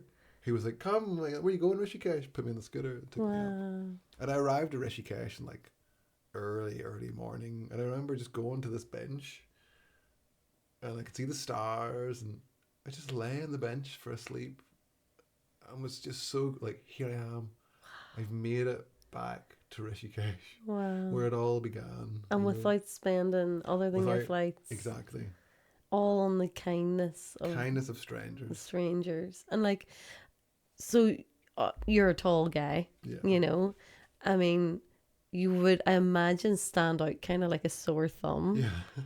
Like, did you see many other Westerners on your journey? Not at that point. Up until like when you get to Rishikesh, then of course you'll see loads of Westerners. Yeah, but on the from none on the train, none in Mumbai. And could everyone, like, was the communication always in English, or was there some like kind of just filling the gaps, kind of knowing? Yeah, mostly English, but at that point also like I could speak a good bit of Hindi. Like before going, I had really like studied Hindi and how to read and how to write and speak, so I could understand the basics and a wee bit more at that point, and I've kind of lost it a bit now. But what I did find was they actually wanted to speak English because they wanted to practice. Exactly. Yeah. So they were like, rather than like this sort of mumble jumble of Hindi, let's just speak English. Like, damn, I want to practice. So that was all easy enough. And then I remember like waking up in Rishikesh, and I'd met this guy in Nipun, and he had a bike shop where he rented out scooters and bikes and stuff like that. And I got to the shop, but the shop was no more. It was closed at this point. And then I realized that he had opened up a smoothie bowl place in a different location.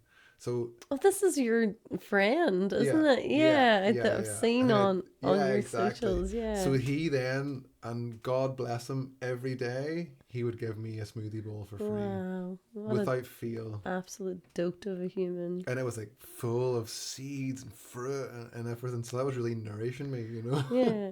And then in Rishikesh, it was kind of easy, I suppose, because like you have the ashrams and stuff there where you can go at certain times of the day, 3 times a day if you want to eat, you know, which I wasn't. I was only going 1 time a day because I was getting the smoothie bowl from him, and then 1 time a day in the ashram. And then, like, so funny, there's times where I was sleeping outside. There's times where, again, I'd play the flute and people would come and just be like, "Oh, what are you doing? Like, do you want a room for the night? Do you want a room?" And this happened, and I met people who like paid for a room for me for like a month. Cheap and basic. Just talking to you, and then just we're like, here, I'll sort you out. And I was like, I don't need it, and they were like, please, like, allow me to do this, you know. I'm like super grateful for it. And then I started to also, people would give me money as well, so I started to build up some money, so at times I could get a room myself too, you know, and not loads of money either. No, of course. Well, you don't need lots there either. The way I was living at that time was just like practically on nothing. Oh my God. But I was always content, always happy, just like, sure, like whatever. One of the things I know people be wanting to know and will be wishing I asked is, did you ever feel like you weren't safe? Never. Like, was there ever a time that felt a bit precarious? Or actually, I'll not say never. There was one time, and this was much further, maybe like 3 months, forward from that, and there's a whole other story that I feel like I need to get into, that I'll not bypass, but I'll tell you this part. I came from Dharamshala and went to a place called Vrindavan, where my plan was to come, and I got off the train and walked for like 8 miles with this big heavy harmonium that was gifted to me. Yeah, we have to return to that story. Because I wanted to go and sing in one of the temples. There was a big temple there that I wanted to go and sing there. And I got there and they were like, you can't bring the harmonium inside. I was like, I have come a long way to do this, you know? Yeah. And I was exhausted. So I just was sitting outside and I felt like everyone was torturing me. Everyone was trying to talk. There was a guy, like a YouTuber, who was like asking me all these questions, wanting to video me. And it was like, I was totally fried. I was low energy at this point. But there was this man come out of nowhere and was like, I have a room, come. But being really like forceful about it. And something in me was just like, no. Like, up until that point, I was trusting everybody. But there was something there. That's the only time I've been like, no. Like, and even that, there was nothing outwardly. It was just an energetic. No, exactly. You just knew that something's not right. He was pointing down this alleyway and stuff, and I was like, I'm not going down that alleyway with you, you know. It just didn't feel right. But he wasn't like, there was no like physical anything, you know, just that feeling. So, because you hear lots of things about India, you know, and that it being not safe, and you know, you're like the third person I've spoken to in the last 2 weeks about India who have had experiences, and 2 of them were women, and then obviously you, and every single one of them were like, no, it was the safest I've ever felt anywhere. It just shows you like always these pictures that are painted to us of places, and it's also what you're open to, and exactly, and it's like anywhere, it depends whereabouts you go. Yeah, of now, course, there's places in like Delhi, for example, and there's places here, like exactly, for goodness sake, you know, you kind of just stay away. You know? Yeah, of course, you be smart, but the point is, equally in the middle of nowhere, there's been times you've been in when I say the middle of, that's a terrible thing to say, but in the wilder parts, the very much like only the locals venture parts of India that you have been, and it's been nothing but beauty and kindness and amazing, totally amazing. Wow. To come back to the harmonium story, because I just think it's the most funny random story to begin with, like, but you're on your way. So because this has came up a lot, so we've been talking before we came on air, and we were talking a lot about caves. And you play a lot in nature, but you have this real affinity to caves and love being in caves. Yeah. So you're in India. Yeah. You're following surrender, but you have a heart's desire to play in a cave. Yeah. And just be in a cave. Like, I think following that, like, you hear it, of course, and different traditions in India where they go off and they be in caves and solitude. So the ascended masters spend days and nights in the cave. This really resonated with me, and not in the sense of I wanted to become an ascended master or a guru or anything. It just resonated with the way of life that I was like chosen. I I feel like I understood these guys. I'd meet these sadhus, like I would understand them. We'd resonate because I like to live like that too. Yeah. So I get to Dharamshala, and that was even a funny experience because I was going to walk from Rishikesh to Dharamshala, and then a few things happened where I got the money to get the train. But I remember meeting this guy, Sashi, a very dear friend, and I'd seen him a few times. And I know this isn't the story you wanted, but it's worth getting. It's a short one, but I'd seen him a few times in the smoothie bowl place, but we never talked. But this day in particular, I was walking to Haridwar and then going to go to Dharamsala. And he decided to talk to me, and he's like, please allow me to like give you a lift in the bike at least. So he gave me a lift to Haridwar, and then also when we got there, like bought me lunch and took me on, and also gave me like 2,000 rupees or something, you know. I just couldn't believe it. And we met again a week later in Dharamsala. He appeared. I think I inspired him to go on an adventure. But anyway, so I'm in Dharamsala, and there was this one temple in particular where I would stop. So where I stayed was a temple. It's called Galu, and it's above Dharamsala, up in the mountain. So it's like let's say a 1 hour hike to get up and down every time. But this would be my meditation walk every day, to walk up and down to the market and back up just to see and be. But this one temple in particular, I was sitting playing at one day, and loads of amazing things happened there. Always getting food and getting beds and whatever. But I seen 2 familiar faces. that we never. So there's a guy, Samuel from Switzerland, very dear friend, and then Fergal from Limerick. I love And it. I hadn't really spoke to Fergal before, but we'd crossed paths the previous time I was in India. Like we would just see each other. So I seen Samuel and was like, oh my goodness, delighted, you know. So we all spent some time together for a while, and like my whole plan then was to leave Dharamsala and just walk up and find whatever I would find, whatever key of whatever place I would find, you know. And there was like hesitation too, but I think the hesitation came because there was a guy in a shop who's like, "You're gonna be really cold up there. Like, let me get you a sleeping bag." He's like, "Come on Thursday and I'll get you a sleeping bag." And I'd come on the Thursday and he wouldn't have the sleeping bag. And then come next week, and so this kept holding me back, but obviously for a reason. Yeah. But then finally, I was like, "I'm just going to do it anyway." And I remember me and Fergal walking. So this is how it leads to the harmonium. Me and Fergal were walking around one day, and there was someone had a guitar. And at this point, I guess he didn't really know that I really played. Well, obviously I had the flute. But then I sang. I think I sang like the Kali mantra or something maybe. And then I think he was kind of like, wow, you know. Yeah. And then Samuel had a harmonium. And Samuel, bless him, the place where he was staying, he rented a room for me in the same place. And I also like cooked food so many times for me and for Fergal. And he had this harmonium anyway, so I would go around and like all I could offer in exchange was like a song on the harmonium, you know. So this had happened, and then I remember, what was the full part there? I remember, that Samuel wanted to get rid of his harmonium, and I was like, well, obviously I don't have the money to buy it. Yeah.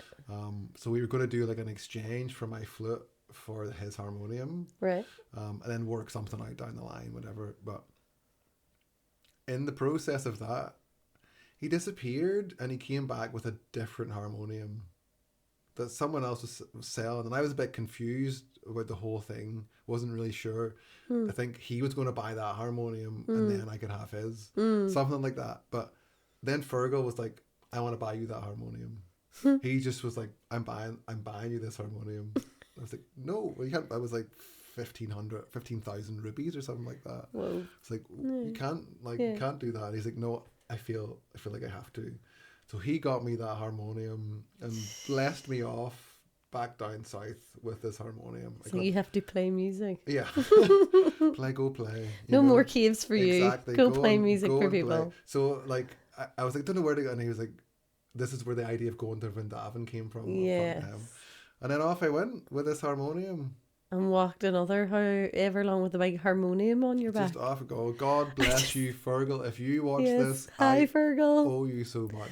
And I have been in touch with him, and I think he's in Ireland now. I'd love to go and see We'll him. tag him, we'll send this to him. Yeah, please do. And I remember getting in touch with him, like, please, like, can I have your bank details? I want to like send you the money. And he didn't do it. Like, it's a gift. I just can't express how much love I have for both of those guys. It's just so random that these three wee Westerners meet up. Yeah, I know. And in the middle of it ended it, quite negatively as well with me and Samuel, because we were going to do the trade. It didn't happen, and then there was a really weird vibe.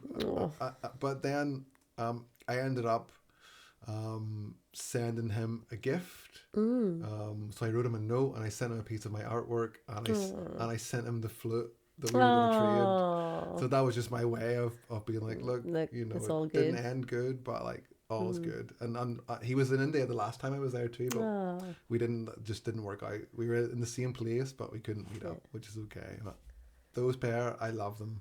I absolutely have so much love for them.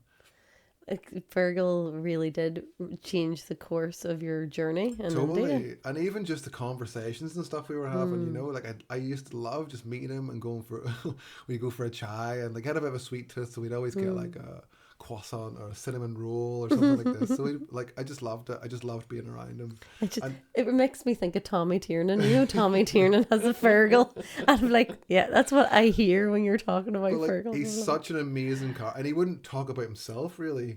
He'd be listening to my story and be like, wow, that's amazing. But then bit by bit he'd share, and I'd be like, what on earth, Fergal, you are amazing, you know. And I'm sure he's got loads more that I don't even know. Like, I then in the end of that trip later on, before I left to come back here, we actually got a chance to meet again as well in Rishikesh. So it was nice. And at that point, I'd kind of come back around, and it was using money and getting rooms. And this was when my friends had arrived, you know, so I could kind of like at least buy them tea, you know, or some food. But like such gratitude for that, because had it not been for the both of them, again, I keep saying Fergal, but the both of them, had it not been spending those couple of weeks with them, or however long it was, I would have just wandered up and probably froze my ass off in a cave somewhere, or got lost, or starved, or whatever. I mean, I would have been fine, but you know, it was meant. It was meant, and like that really changed the course of the direction of bringing you home as well. I actually found a photograph on my phone, or I think Fergal had tagged me in it, or forgot to send it to me or something, but I found it. Or he sent it to me again on Instagram. That's what he put it on his story as a memory, and I saved the photo. So we'll put that up here too, of how I was looking at that time. Because I'm sure, because the not that we want to glamorize it. It's not being glamorized, but you know, in your heads we can romanticize your way of living. But I mean, it's hard, like for somebody who wouldn't have been so resolved to it as you have been. It's not easy either, you know? No, it's not an easy walk. And like I remember you saying that like you were malnourished, like, you know. Yeah. I never felt hungry, but I definitely was malnourished. Yeah. And I look happy in the picture, but yeah, I'm super thin. And I'm thin enough anyway, but yeah, I definitely was like thinner. You needed a good feed of spuds. Exactly, you needed a good bit of spud.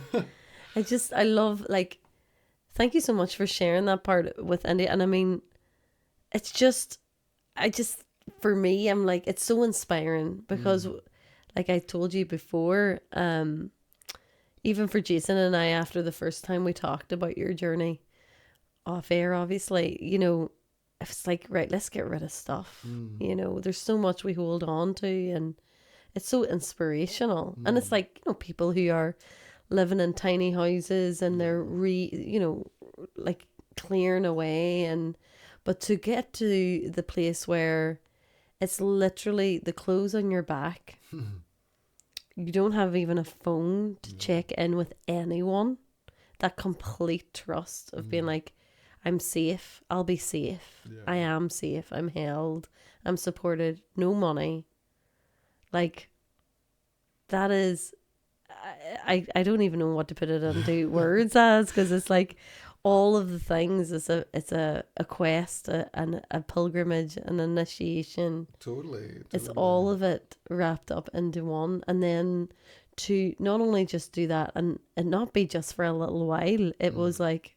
It was a good while. Like what, nearly a year? Well, I wouldn't say I lived like that for you, because then my friends were coming. And I did get in touch. I was able to get in touch with them a few times. How, by the way? Did you have their number? It's so easy. Oh, social media or something? Emails and stuff yeah, like this, cool. I had stuff. I had a few things written. I had a wee journal as well, so I had like important contacts written down. Of course, because I was going to say, how do you? Because like I think dropping out like that too. I mean, I go on holidays, and if I log out of something, after a week of completely decompressing and turning my brain off, I can remember what a password is. Like, I just be like, oh, I don't even know what I can't even imagine being that way that long. You'd have to have stuff written down. Yeah, a few bits, not so much. So whenever they came to India, then I kind of came back to normal inverted commas, because I remember and I remember having a few conversations with Fergal, and it was like, here I am living here with no money and stuff, but I do have a bank account that's got loads of money in it, not loads of money, but it's got money in it, so I was like, I feel like I'm maybe cheating a bit, and he's like, well, you don't have that right now, and this is a choice, so if you look at it in that way, then you're going to feel like that, but you're still living true to what you're doing right now, you know what I mean? So again, I thank him for like helping me not beat myself up about that, you know, the self-flagellation. Exactly. It's like, I'm not authentic, I'm not doing this like real. That is hilarious. Like anyone listening to this will be the same as me, I'm sure, being like, what Yeah. Like, to be going through that and being like, oh, but it's not authentic because there is money available. It's like, Yeah, I know. So that crazy. whole experience was for 5 months, just shy of 5 months, I think. Because I went to Nepal. So there's the whole thing in India where after 3 months you have to leave the country. Okay. And Yes, come of back course. for the visa. And up until that point, I didn't give a damn. I was going to throw away my passport. I didn't intend to ever leave India. Wow. I was going there with the full intention to live this fully, to go off and just be a wanderer for until whatever happened. That was my plan. So I didn't care. And it was just slightly before, where I was like, oh no, but what if something happens and then I start thinking all these things. I'm hearing stories of people who then get refused to come into India or get kicked out. So I was like, I don't want that. So then eventually I got it all sorted where I went to Nepal. And I guess Nepal was maybe kind of the shift as well, because I had then started to use money and stuff like that. I started to sort of I got some money into me and stuff until I could get mine. And still living very basically, but that was and I was almost a relief. Okay, I can live in a way that aligns with what I want, but it doesn't have to be this extreme. Because as amazing as it all was, it's almost like there was a sense of self-punishment in some sense too, Yeah. Because even times where I remember sitting by the Ganges and groups of people would be doing stuff like capoeira, like the Brazilian martial art, which I've always wanted to do in my life, and they were just doing it and teaching it. But I wasn't allowing myself to go and get involved. Yeah. I was keeping on the side, So there was a part of that self-sabotage where I wasn't, even though I was really open, I wasn't fully open to that social aspect. Only to a small number of people like Fergal, Sashi, Samuel, Nipun. Only a small few people I spent that time with. And again, it was choice in a sense. But I was looking at it as distraction from my path, Yeah. Which then kind of tips it on the edge of being a bit negative. Then It just shows you how much your mental framework impacts everything. Yeah. Like, nothing has meaning except the meaning you give it. Yeah.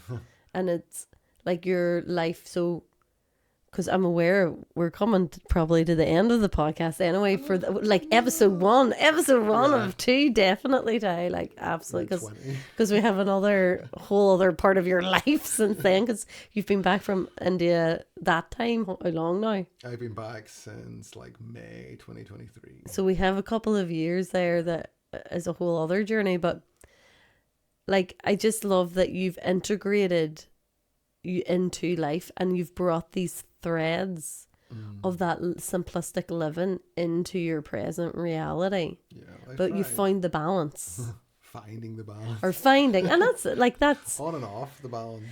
This is a thing we talk about too with plant medicine journeys and any of these experiences that are deep dives into self and or the basically the erasure of self, you know what I mean? The key, the truth of all of this work is to actually integrate it into everyday living. It's almost easier to go and stay away. Oh yeah. In some respects, than it is to take that and actually live it in this reality now. Yeah. And the thing is, everything's a choice. So whatever your reality is your choice. But I suppose here in this part of the world that we're living in the West, this is the reality. The reality is jobs and work, or it doesn't have to be. Both of us are on a different journey even with that, and that for people is oh my gosh, you're leaving the gilded cage, as I call it, but you know what I'm saying. We live in, we're online, we're living this reality, and yet there is a way to live it that is aligned. Yeah, and I really I struggled even more coming back that I'm time. sure. And then and from my friends Nicola and Santi arriving in India, that was amazing. And also I struggled when they arrived too, because I went from then being a wanderer solo liver to then we were all living together in an apartment where I was on a sofa bed or whatever, so I started to struggle with it. And then that sort of was the start of me realizing that you can figure all your shit out when you're in a cave and by yourself, but when you're then in relationship with others, that's where you're really tested. And I was getting because I remember being so annoyed, not by anybody doing anything, but just me not taking my space and doing what I needed, to the point where one day I woke up and like had my stuff packed and was going to just go and get a train. And Santi, who's amazing at communicating, was just like, let's talk, you know. We went and sat by the river that we do all the time, and I just said what I was feeling, and then everything was fine. Everything was fine, but in my head, it was like a whole other like situation. Like, I need to go here, I need to go. Like, suffocated by the boundaries of time and space with people. Rather than, because this is it. When you're on your own, you only have to think about yourself. Yeah. Once you're thrusted back into society. It's the, like you say, in relationship with others. Yeah, exactly. And there was other challenges as well with like, it was amazing being with them, but like Santi's health been bad, and like he has cancer and spine and stuff, you know. And I remember around Christmas time, like his health went really downwards, and like to the point where we thought he was going to die. Wow. And that obviously then brought up a lot for me with my mother, you know. And again, I wouldn't say I dealt with it really well. I didn't feel like I was supportive. I went into like a freeze almost of like almost not wanting to go near him, which is horrible, you know. But again, like valuable lessons, and thankfully, like he came through it, and off we went to Cambodia. That's a whole other journey. Another, like, I can't stress how amazing he is as a person, as a friend, as a brother, as a father figure. I don't know, he's everything. He's just so amazing. Santiago, shout out to you as so well. much love. And Nicola, of course, too, but in particular him. Yeah, I'm sure, like, I can imagine, like, at the end of the day, you've done this massive surrender piece, you come back, it doesn't mean the journey stops and you've suddenly worked it all out. Like, no, not at all. You're integrating it. Something I ask people, like, we always share something. Your whole story is medicine. Like, it's that reminder, whoa, I have a choice. Because we like to outsource our power all the time, don't we? And be like, I don't have a choice. I have to live this way. You know, even the 9-to-5 job, you know, I have to, and I have to. And it's like, who told you you had to? Yeah. Like, your life is a perfect example, or your choices. Like, it's not like your life just magicked into this. You chose this journey, and it shows that we have the power and the autonomy to make different choices. To the mainstream narrative that we're all sold is the way to live, which is be in the wheel of the rat race and live and die there. You know, I'm lucky in a sense. I don't want to say lucky. This is just what I've done from a difficult situation. Obviously, my mother passing away is a difficult situation, but that obviously came from selling a house, and then there was some money and stuff involved. So, like, I just chose a way of living with that. Many people don't have that, you know what I mean? But again, this was the whole thing of going with no money is money is not the answer for everything. Absolutely. Yeah, we need it, but like, it shouldn't be the thing that dictates our life and our choices, you know. I had another guest on, and she was sharing too, like, she's a mom with 4 or 5 kids, and like her partner has a job, and they just up and left and went and lived in like Thailand for a couple of months, and that was a choice. There was all the reasons to not go, but they organized their lives and made the choice that was what they wanted, and they made it happen. And it just shows, like, we are so limitless. We limit ourselves. Yeah, it's the fear. Yeah, but it's like, life is limitless. The potential is limitless. And when you create the space and this listen in the silence and really drop in to space, the divine always shows up to show you that it's there. Like, your life, and I know this is in a nutshell. We're cramming so much in, and these are like very like markers of days, but you had day upon day, like there's 24 hours in a day, and you're living by the rising and the setting sun, so your day's quite long at points, you know what I mean, in the summer months. So you have hours upon hours of days upon days of repeated evidence being provided to you that you're provided for, and that if you like the synchronistic nature of things, like how life, when we start to see the signs, when we open ourselves, like your interaction with the monkey, or like, I know we're not sharing the story right now, but the vulture in the cave, you know, like these things are meeting this person who happens to be going the journey where you're going. And, you know, it's like, if we create the space and surrender and get out of our own ways, God always steps in and shows us. Yeah, absolutely. You know? And this is what I love as well. Like when we downsize and detach from like possessions, the less we have, the easier it is to get up and go. Mm-hmm. And this is what I loved about the van, I suppose, because the only thing I had to do is park the van somewhere and I can go, or give it away, in my case. Which came back a second time. Which came back a second time, you know. But then I suppose, like, having a house is amazing. It's also great, but it's much harder to get up and go. And it's not that I want to leave myself ready to run away. No. But I just want that if life takes me in that direction, that I can do it with ease and not this whole big stress. You know, I don't like storing stuff here and there, and I like just either it's all contained in a small place and it's there, or it's not there at all. Give it all away and go. You know. Yeah, and like even for possessions that nothing has meaning except the meaning you give it. It's the same with possessions. Yeah. What do we attach to? We either attach to the memory of someone that got it for us, or we attach to the amount of money we spent on it. Mm-hmm. The thing is just a thing. Yeah. Oh, but I remember Mum saying it all the time. I spent good money on that. Yeah, but it's lying in a cupboard not being used. If you spend good money on it, give it to someone else to use. You know, or use it, or use it, use the thing. Yeah, know? Our attachment is not to the thing at all.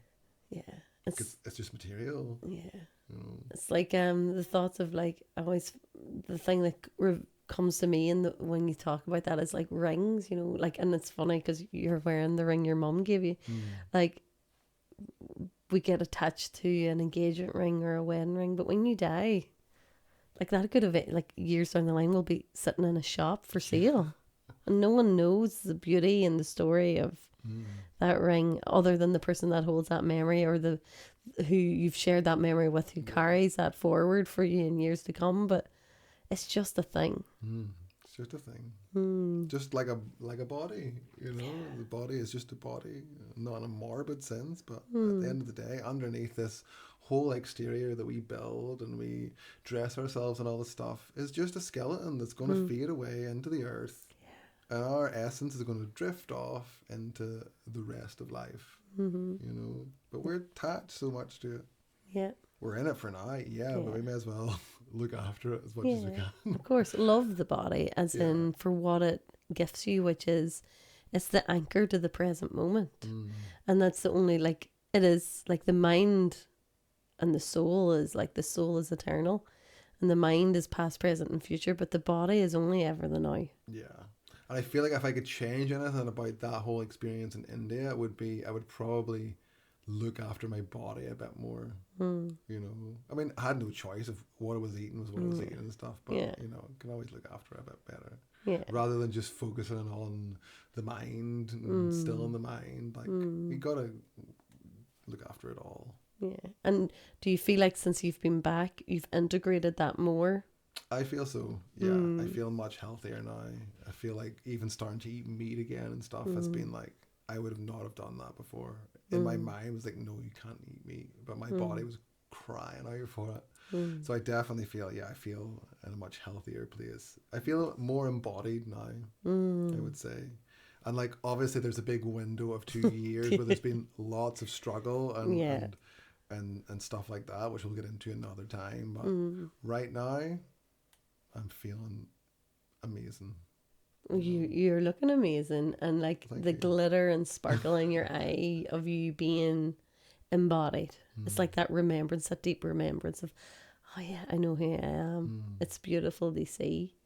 Thank you so much for sharing your story to this point. But we will definitely have to have another episode because there's so much more. But thank you for sharing your journey of surrender. It's so inspirational. And for me, like personally, like it really is. It's really been like without you even realizing it, it's extending that invitation to each of us listening and watching too, to really look at our own lives and be like, well, where can I surrender more?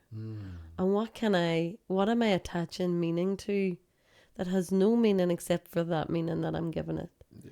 And do I really need that thing? Yeah. Is it just another thing that is another thing? And like that's the most interesting piece too. It's like there's so much stuff that weighs us down, and we don't know that we're being weighed down by all this stuff. But that can be stuff, that can be people, anything, you know. It's like, as long as we're living truly to what we feel, what we believe, we're going to thrive. Yeah. It's whenever we then try to fit into others' ideals of what we need to be, or who we need to be, or how we need to live. You know, it's society and whatever, these structures we're given. Like, if that doesn't align to who you are, if you're trying to do it, you're going to be feeling smaller and smaller and smaller. You're going to become someone else. And I've had that experience of feeling like not myself. Diminished. Yeah. Like, the whole purpose of this podcast for me has been about stepping into the light, me personally, because of all the parts of me that has been hiding, you know, and because of the fear, you know, and what will happen if I let this story go of this version of who somebody thinks I am or wants me to be, or, you know, who I feel like I have to be, you know what I mean? Whereas just being authentically all of me in this moment is my soul truth, and that will always be the guiding light for myself and for others to extend that invitation to be like, it's okay to just be you. Do you be you? Yeah. As long as you're doing it and being it for you, not for somebody else. Yeah, that's the key phrase you've just said it there. For you. And like people think it can sound like you're being selfish. Yeah. But it's actually the most selfless thing you can do. Of course it is.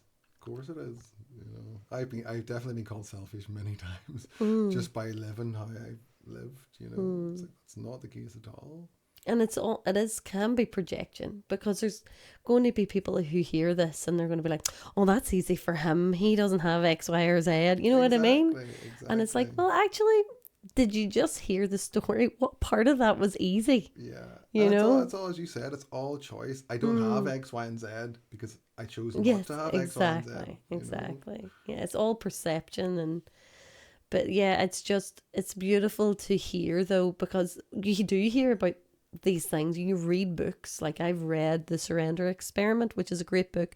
I've mentioned it before. I definitely recommend reading it for anyone interested in really allowing yourself to get out of your own way and to follow. I remember you saying to you about you just saying yes to things. So like you're on your way into the cave, for example, or going to the cave, and then Fergal brought you the harmonium, and it was like, yeah, did you say yes to going and playing music? Then it was like, all right, okay, so I just have to go this way. I was going this way. I thought I was going this way, but I'm going that way. Spoke to me through Fergal. Yes, and that is exactly what it is. And like, to really practice that, like that's what that book highlighted for me. It's like getting out of your own way, because when we have this vision of how life should inverted commas be, you have blinkers on and you can't see past the blinkers, and the divine God, universe, the infinite creator, whatever word you want to put on it, like I always say, you're limiting the limitless by putting a word upon it. But like that, those blinkers don't exist for the divine. Yeah, exactly. So this has a 360 view of what's available. Yeah, it's like we said earlier about the ego, and on the spiritual journey we believe that the ego is something that we need to get rid of. Yeah. But it's not. We just box it into something that's this. Yeah. But the ego is everything. Everything. So it's not get rid of it. It's expand it is what we need to do. You know. Yeah. And integrate it and bring it closer to your heart rather than pushing it away. And the self-flagellation, like it's like punish yourself for being human. And it's like, well, actually, the whole purpose of this, what we're living and breathing right now, is being human. And you can transcend all you want. even the ascended masters didn't ascend their bodies. They were still anchored into the present. It's like, this is the beautiful gift. They went here and they came back and they just lived every moment from that complete place of joy of being like, oh, it's all good. Because this is all a choice, even here now. Yeah. And I know that's hard to hear sometimes as well. Yeah, but it's truth. And the truth sets us free. So I hope it sets whoever's listening and watching free. Just thank you for sharing. And like, it is a resource. You know, I was saying we like to resource the listener with something. Is there something like a practice or what is the thing that's resourced you most? I mean, we talked about this obviously earlier, and I said about music and art, but what's coming to me now, and I don't know if this even answers the question, but it's very valuable, is to don't ignore your intuition. Don't ignore it, because so many times it comes and it tells us yes or it tells us no, and we go the opposite direction and we end up in a whole situation where things don't align for us. And like we said earlier, ultimately whatever path will fix itself and lead us there in the right way, but you could skip out a whole load of drama by trusting your intuition for the most part, you know. For all the part. Yeah. Like, I so agree. It's like you can feel it. It's like I don't know, like the, you know, like on the sound where the wee pin goes left to right, and it's like it just goes center, and you know that feeling of like, there it is. That's my intuition. And the head, the ego story might kick in and be like, well, it makes more logical sense to do this. And then you go and do that, and then eventually, ages down the road, you end up returning to where your intuition told you to go in the first place. I would say I've been someone who has been strongly aligned with my intuition, and then also in the last couple of years totally bypassed my intuition, which led me on a whole other journey. But the lessons are in it all. Yeah. Well, and funny, I spoke to this in a post recently about divine timing. Like, all of your life is divinely timed. All of it is meant. So even when you don't follow the gut intuition, know that you will return to it, because it will bring you back. Like, it will bring you back, and you'll see it, and that is the lesson. And then the lesson is that follow your divine gut intuition. It's like the soul nudge. Yeah. Because it will always keep you on path, even when it makes no sense. And like, so much of your journey for many people from an egoic story point of view makes no sense, and yet it made so much sense, and it created so much in your life, and it has brought so much into your life, and the richness and the texture to the landscape of this beautiful painting that is your life is there because you were like, here's the blank canvas, work away, universe. Exactly. Well, life would be boring if it was just one straight line, you know. And I wrote that, I said about the poem that I should have brought in the book, and I wrote, there was a line where I wrote, taking so many detours that are so inviting, but we remember this path is not mine. I mean, ultimately it is our path regardless, but it's wiggly, you know. It's not the mine of the ego, the I that is the ego. It is the mine of the divine, which is always the right path. No, I get you. Out of context of the whole rest of the poem, that sounds just random. No, it makes sense. I get it. I get it. It is. It's not yours in that the soul is leading. Yeah. And that's the mine is in the egoic mine. No, I understand. And we like to think it is. It's like I was saying to you earlier too, you know, we like to think we have control. Yeah. And that's the ego, the mind path. But like, we're chaos. Yeah. We're imperfect perfection. Like I said to you, every sunset, every flower has a system, but it's chaotic. And we're the same. There is a beautiful asymmetric symmetry. I don't know if that makes sense as a sentence, but you know what I mean? Like, there is chaos, yet we are like not chaotic at all. It's all like, it's all perception. What I really love, and I only learned this recently, in Islamic art, so they have all these amazing patterns and shapes, but there's always somewhere where it's not perfect, and that's by choice, because they say none but the divine is perfect. And I absolutely love that. Well, that's beautiful. Thank you for sharing. Mm. Before we finish, I always ask, what is one saying? And I know we've talked about resource, so maybe it's that, but what is like a saying or a practice or like I don't know, a statement. I don't know what I'm trying to say. My brain's going that you have found most illuminating on your journey or your healing journey or your journey in general. I don't know if I can pull a statement right now because I said before, like I'm a very non-verbal, so it's usually for me it's the non-verbal that resonates the most, and music for sure has been is the number one thing for that, and I suppose in the depth of that, it's just stillness. Whatever it is that you do that brings you into that stillness or that presence, let's say, whatever brings you into the present moment, that's the thing to do, you know. And if you don't have a thing that really drops you in, then there's your invitation to begin Find it. The great exciting journey of discovering it. Yeah. Well, what usually happens is we see someone else's thing that brings them into presence and we want that.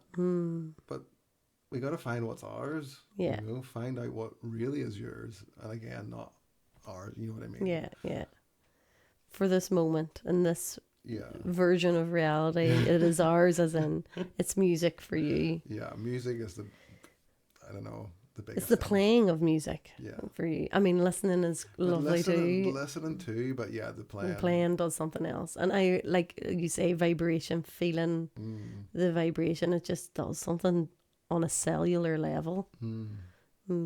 Thank you so much. You are most welcome. Before we finish, and I just laughed because I told Ty, pick a deck, and he picked the Shaman's Oracle, and I was laughing because we talked so much about caves and going into caves, and this deck is nothing but cave art paintings. So as you know, for those listeners that have been along with us for a while now, we always pull a card for this episode. We don't know what it says. I shuffled, Ty pulled when we set the intention for this episode. And so the card, which is really funny, is the Hunter of Death, is the card that was pulled. And so I'm going to read this now. So, I am the Hunter of Death. I seek the change that comes with new directions and new possibilities. I am not one who breaks or destroys, but one who builds and restores. I will help you to climb beyond the stasis of everyday life and into the place where all potential awaits you. I am death, only to dullness and routine. This is so funny. And when you choose me to walk with, I can show you inspiring ways of changing your old life for a new one. The Hunter of Death. Death can mean many more things than the demise of body or spirit. It can mean death to old ways, to negativity. It can indicate the cessation of old, worn out ideas or beliefs, and the transformation of life into something new. Our ancestors recognized death as a doorway into another world, and the Hunter of Death helps us to reconnect with this understanding. Death is a watershed, however much we might be anxious about it, and beyond the final stages of our life, particularly if it has now turned stale, await new vistas, new choices, and new pathways towards an unmapped future. So it's change, awakening, restoration, renewal, new opportunities, breaking old patterns, recognizing the end of a phase, leaving outworn paths, and transformation. Boom. That resonates. Yeah, mic drop. Yeah, it's like the perfect summary of everything we've talked about. Yeah. Surrender and die to just die. Let it die. Let it go, and all the versions of you that you feel that you need to be. Yeah. And just surrender to what is. Absolutely powerful. I'm going to have to take a picture of that. Oh, before I leave. definitely, definitely. So thank you. Thank you. Thank you so much, Tyrell, for being here and for being you and courageously and stepping into your vulnerability, which is the human journey of surrender. Yeah. And by stepping forward like this onto the path, you know, you really are inspiring others and help to remind us that we can give ourselves permission to do the same. So thank you for that. Beautiful, thank you. So from my heart to yours, thank you. And thank you to the listeners and the watchers for being with us on this episode. And I will link everything in the show notes that we talked about today as well. If you want to check Ty's workout, please do. And if you have an opportunity to go to a medicine journey or a breath work or a yoga class that you're playing at while you're still here, because who knows where the road will take you, I really recommend it because it is such a gift. So Thank you so much. Thank you, folks. Bye.